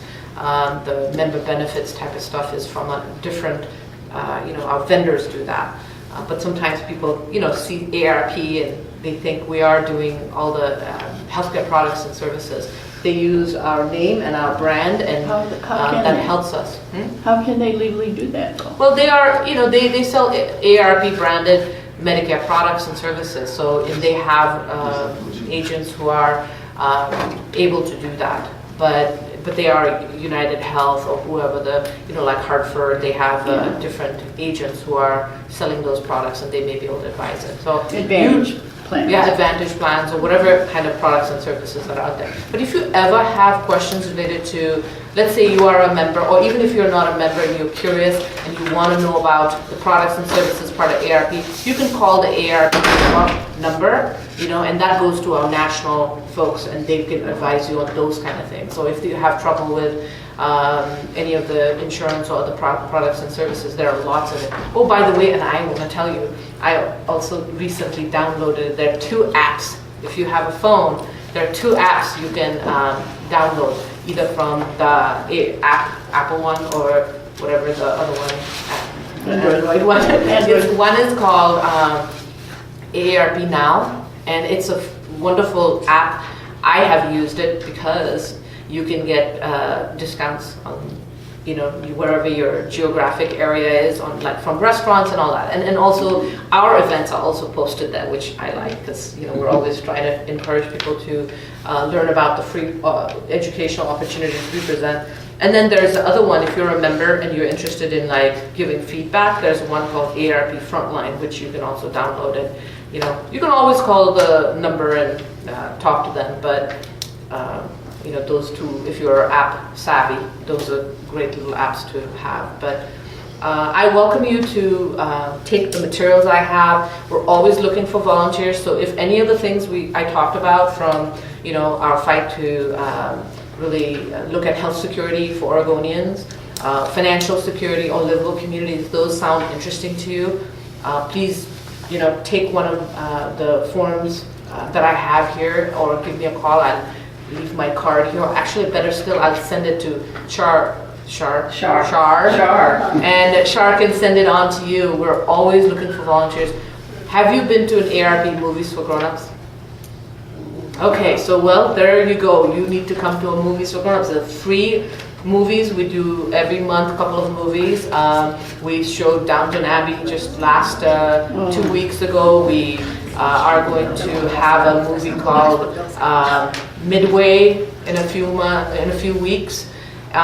So we have a lot of these fun opportunities as well. We also do neighbor walks that Sherry used to come and join us on, and we go everywhere. And if you're a volunteer, people can choose to pick and choose what they want to do. They can do advocacy, or they can do fun things and help us, put on these fun events as well. So. Thank you very much. Thank you. Thank you so much. I'm going to leave this over. You're welcome. And now you're up, Brian. Okay. Well, my topic is much different. We're more familiar with your job. We have a lot of contact. We have a lot of contacts with your folks. folks, Okay, well, that's kind of why I'm here. friends. So I've been to several neighborhood association meetings in East Portland, and part of the reason why is that we just wanted to kind of inform the community. Again, my name is Brian Smith. I'm sorry. I'm a supervisor of Multnomah County Criminal Probation, and I supervise the East District Parole Office on 122nd. And so our office is, and I don't know if you guys are familiar with where it's at. It's the old DHS building. It's the brick building on 122nd and Market. It's currently under construction. There's a shelter on the south side of the building. The YE shelter is there. We occupy the north side of the building and the back side, the west side of the building for parole and probation. And so we are currently remodeling our building because we had just purchased it from DHS and it's extremely outdated. And so we are currently in temporary trailers in the parking lot of the old sheriff's office on 122nd and Gleason. Little white FEMA trailers? Yeah, they're little construction trailers, That must be where they've been pulling them out of the jungle. Yes. I've seen several come out of the jungle. I just thought they were trying to save them from fire. Maybe they were actually taking them to them. Yeah. So, Trying to see how their clients live. so we're kind of temporarily stationed there. So if you drive by 122nd and Gleason, you see all those trailers in the old parking lot of the old sheriff's office. That is us. That's parole and probation. But in April of 2020, our building will be opening, our new renovated building will be opening on 122nd and Market back to the original location. And so part of the reason why I'm here is because I worked in the gang unit for many years in Portland in Multnomah County. And I'm now back just doing the East District as a supervisor. And part of what we want to do in Multnomah County is kind of re-engage with our community and kind of be more community-based supervision and sort of seek input from the community and be available for the community to better service the community. So that's kind of why I'm here. I don't have a huge spiel, but we provide a ton of services for those who are involved in the criminal justice system. And so who has had an encounter or issues with anybody in your community who's involved in the criminal justice system or had incidents with the police or law enforcement or community safety incidents. Not incidences, but unfortunately, we're real close and personal.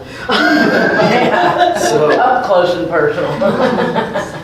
So, you know, I've done a lot of work with the Portland Police, and, you know, we just were at the Centennial Community Meeting, I don't know, a little while back, and there was a lot of discussion about police response time and what they will be willing to investigate and what they're not investigating, as far as any kind of problem houses or any kind of issues that you have in the community. And so the Portland Police have a lot of issues with staffing. They are extremely understaffed as far as police Well, it's the officers. DA letting them out. 5 hours, everything's expected. But, so, you know, some response time of, you know, addressing some issues that maybe exist in your communities, whether it be a house that's, even just a noise complaint, to a drug house, to a We have a squatter house out here. by squatter my car. houses are all, you know, so we can provide some of the service for you. If the people are living in that home or on parole and probation in Multnomah County in the state of Oregon, we as probation and parole officers can try to assist you in helping. So if we go knock on the door and say, now what is your name? Okay, and are you on parole? Well, yes, ma'am, I am. Okay, just hang on a minute. Let me call your parole officer and see if he'd like to come give you a ride. We're a little jaded. So you can find that information without asking. You don't have to ask that question.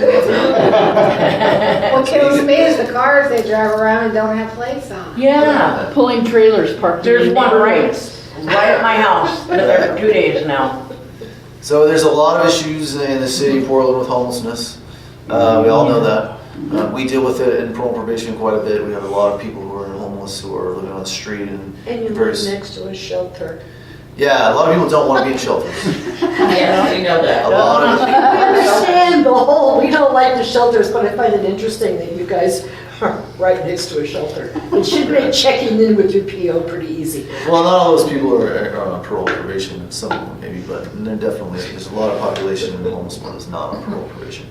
So what I wanted to say is that if you do have an issue or a problem house or a problem issue, and you know it doesn't necessarily rise to the police, or maybe it does rise to the police and they're just not responding because it doesn't, it's not severe enough. You know, you can always have cards. You can always call the probation office and even ask to speak with me directly, and I can answer your questions. If you give me an address, I can look it up, and if there are people in supervision, then I can address it. And so we have the authority to enter homes. The police don't have the authority to do that. We do. We have the authority to impose conditions or execute conditions of supervision that aren't necessarily the law, but they are the law for this offender because they're on supervision. Do you go into the camps? Yeah. So a lot of times we have people who are living in these camps that are all over the place, and we do definitely go in there and do what we have to do. So we deal with that a lot. So what we wanted to do is try to provide as much support to you all in these neighborhoods who are, just trying to live your life, and you don't want to have people who are on supervision or parole and probation, causing Putting issues, guns in your livability face. issues. What's that? I said putting guns in your face. Yeah. About that guy that's been arrested 68 times. Yeah. What about him? Why don't they just keep him? Who I don't know who that is. 220 times arrested, 68 times charged. Yeah. So number And they just four. let him go, and I think I saw him up at the gas Convicted. station on 92nd and So, Holgate yesterday. yeah, I could- I have a question for you. So I'm 70 years old, I live by myself, and I live in Lents. Thank you. So I have a 357 that I've had for 10 years and went from a 38 to a 357. I've never learned how to shoot the gun. Where would I go to learn how to shoot it? I know it's a lot different than a 38. Close your eyes and aim. Pardon Do me? you have a concealed handgun license? No. Oh. You don't maybe carry not. it, right? No, I don't carry. So if you do apply for a concealed handgun license, they'll give you training. Oh, okay. That's what my girlfriend did in Vancouver. Just Okay, go to the Portland's Multnomah the County same. Sheriff's Office, which is in Toronto, and they can provide you with that training. Oh. How much does it cost to go to that training? I'm not sure. Sorry. Sorry to say, I'm gonna get to answer your question about people getting arrested over and over and over again. So the commissioners, Multnomah County commissioners have funded the jail at about half capacity. So we do not operate at full capacity for the jail, so we have forced jail releases every week because it's not funded, it only operates about half capacity, and that was the choice of the Multnomah County Commissioners. We were at that mercy, and so, not necessarily that, jail's not necessarily the answer though sometimes either. So we have invested millions and millions of dollars in what's called justice reinvestment, and it's a response to House Bill 3194 that was passed about 5 years ago, which is taking money from the prison system for housing people in state penitentiary and giving it to the parole and probation counties to provide more comprehensive services for people on supervision, drug treatment, housing, employment services, anger management, domestic Why don't violence. they accept those services? Seems like a lot of them don't. You can't force change down somebody's throat sometimes, regardless of the consequences. But what we want to do is make those services available for those that do want them. What happened to the 3 strikes law? That's a California law that was never existed in Oh, Oregon. it didn't? No. I thought it did. We need Wapato. California. So Don't even go there. funding Yeah. for community corrections, law enforcement is at an all-time low. We cut $5.7 million this year, including bodies that were laid off. So, money is being taken away from law enforcement and corrections quite a bit and used in other areas. And so we've operated every year is kind of this downsizing of services. And so How do we change that? well, that's okay. I want to get to your question though, because I know you've had your hand up. I just want to say I appreciate the work that you do, but I'm sitting here thinking with how you can go in and investigate certain situations, what kind of information are you looking from us as a community? Because, I would like to know that. I think that's awesome that you'd be able to go in and check something out, but when do we know when to call you rather than non-emergency or the... So say, for instance, to give you an example of something that we hear a lot is, a community member will call and say the house across the street from me has traffic going in and out of it all the time. There's loud noises, there is fights, there's, screaming, there's, screeching tires, there's obviously parties, or maybe even you've seen drug transactions going on in the property, violence. Shots fired. Shots fired, domestic violence. Those kinds of things to where I see this on a regular basis in this place. So what we can get that information, address, search it, and if there is, that person's on supervision, is on parole, is on probation. So we have the authority to go into the residence. They have to let us in. So like if a police officer knocked on that door, if they didn't have probable cause to make an arrest, you can't come in for any reason. If we want to come in, we can come in we don't have to have a reason. It's routine home visit check. Every parolee probation has to let the parole officer in their home at all times. So is probation and gang enforcement together? So I worked gang unit in parole and probation. So I ran the gang unit parole and probation for many years. You don't have to have a search warrant? Because No. the officers that come to Bloomington Park when there's a problem, they have gang jackets on. The Portland police would have the gang jackets on. Yeah, so there's Portland police. I don't work in the gang unit anymore, so I'm not here as a gang representative. But there's gang units that are in the DA's office and the police and the parole probation. That was my question. So you have that background, but that's not, the parole and the gang enforcement is not together. Yes, there's a gang unit inside parole. So everybody who's in penitentiary is a gang member in one unit. I was just curious about, So your question about search warrants and stuff. So yeah, if a police officer wanted to enter a home and that person didn't want him to enter, they would have to have a search warrant to come in. If I want to come into a home of a parolee, they'd have to let me in, regardless of what my reason is. Do they have to answer if they're on parole or not? Or would you just know? How would you know? Do they have to answer? He'd have their residence address. If he pulls up an address. If you call me and ask me about a residence, I can tell you if somebody lives there. You can tell me right off the bat. Well, I would gather your information and I would look it up and then I would respond to it. But they never lie. I'm not going to just tell you who lives there. It's privacy. No. If you told me what was going on, I would tell you, okay, yes, we can take care of that. Okay, good. So, we want to assist, our neighborhoods in those kinds of situations because, we don't always know what's going on sometimes with our parolees or our probationers. There's a lot of, deception. Welcome to Lents. Well, we're really jaded, but I personally am grateful for the work that you do. It's dangerous. I know it's very dangerous and stressful, but I'm for if a person can be rehabilitated, that's what we want, So Multnomah County specifically has invested a ton of money in that. And the state has, like I said, House Bill 3194 just basically shifted money from the prison system to community corrections to parole and probation to develop programs to prevent people from going to prison. And so we have huge service. I mean, we provide so many services in Multnomah County. It's difficult for somebody to say that they didn't have the services. A chance, yeah. And so it's just a matter of motivation more than anything else. So I agree. We in the United States put more people in prison per capita than any other country in the world. So we have a lot of people in prison, and for a wealthy country that's a first world country, that's odd. And so it's a real. I mean, nationally, everybody's sort of in the law enforcement and corrections world is looking at why do we have so many people in prison? Is it the judicial system? Is it bias in the judicial system? Is it what is it that we put so many people in prison? Is it the culture of violence that we have? Is it what is it? And so there's a lot of look at that, and a lot of the money. How much it costs to house somebody in prison? It's $200 a day, one person. So it's very expensive. It's warehousing people. A lot of males and females have been incarcerated for mental illness, for drug addiction, for all these things that are just they act out because of those reasons. And if you address those reasons, then they don't commit crime. So do you have success? I mean, or do you see a success rate? I know Lents is just full of crime, but do you It's see? not number one though. Really? It's everywhere.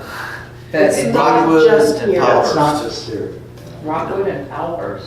Oh, definitely Rockwood. Rockwood is. I grew up there. Powers. But do you see a success through your office and the work that you're doing?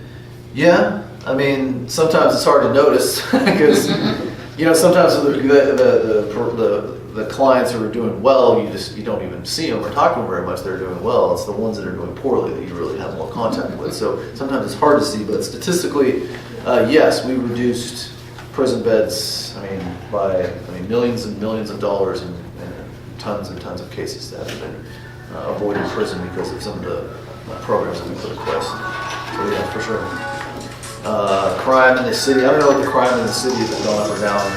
I'm not sure about that, but our statistics as far as how many people we incarcerate, how many people we revoke from supervision, or how many people return to prison and those kinds of things, our numbers are good. I don't know what the total crime level is for the city. Yes. Good question, Beth. First, thank you for your service. We all appreciate that, right? I went on a ride-along a couple of weeks ago. It was we left the precinct on 106th, and I think his area was from Burnside out to Gresham, and I don't know how far south. I was with him for 6 hours. I highly recommend it. Every one of you go on a ride-along. It gives you a whole different perspective. And if you think it's going to be boring, I'll tell you. When they floorboard that car, lights and sirens, and you're going down the wrong side of the street, it's a real rush. She can't wait to do that in her I'm going to do it again. I love it. Yeah, you want to make sure you're in a police car. I love it. I've got a question. Yes. Okay, you cover what area? Entirety from 39th to the end of the county out of Corbett. Okay, and how many of you are there? We have 11 generic POs who will just do generic crimes, and 6 gang POs, and about 7 other kind of miscellaneous POs that do various programs. 7 or 8 more. That's a question as far So we're as, talking maybe 20-something POs. people that don't want, let's say, like you said, you mentioned that there's people that you don't have to worry about because they're doing everything they're supposed to be doing. What do you do when you have somebody that doesn't, isn't wanting to work, like maybe doesn't want to go to the rehab or doesn't want to do this? What do you Well, do then? you try to motivate them to do it. Or else. Through a various number of methods. Can't be waterboarding. They revoke the PO, they revoke the probation. No, no, no. I mean, that's. Revocations of supervision don't, What can the only you thing do? will revoke a parole or probation nowadays is new criminal convictions. So technical violations for like, you know, you used drugs or you didn't go to your treatment programs or you know, whatever technical violations that you may have. Don't necessarily, I mean, they can give you some jail time and some consequences, but you're not gonna get revoked and return to prison or get revoked and go to county jail, or long-term county jail. Generally, we use short jail sanctions for those. We try to motivate them. I mean, parole officers are trained annually multiple times per year on interviewing techniques and motivational techniques on how to interview and how to motivate people to change. We have to do tons of training every year on that. So verbally, we try to do that through various methods of, you know, incentive programs. Or if you do the X, Y, and Z, you'll get these benefits. Or you know, so there's all kinds of incentive programs where, you know, if they do what they're supposed to do, they get, you know, their fines dropped, or there's, you know, some financial gain from it, to where they don't have to pay for this service or something like that. So there's all kinds of incentive programs to non-custody consequences, which is like community service, GPS tracking, alcohol monitors, you know, there's various different forms of, and then there's jail. So you can be arrested, just depending on what the situation is. And so, you know. You have a frustrating job. That Seems like it, sounds like. So I don't want to take, I know that the meeting is over now. So I don't want to take up too much of your time, but I do have some cards here too. Like I said, I just got transferred back to East. And I just had to write in my name, so it's just kind of the generic. We'll have to have you back. Obviously, there's more questions. Yeah. Can we? Yeah, no, I can. You know, and another thing too I wanted to say is that part of one of the things that I'm trying to put into is neighborhood specific POs.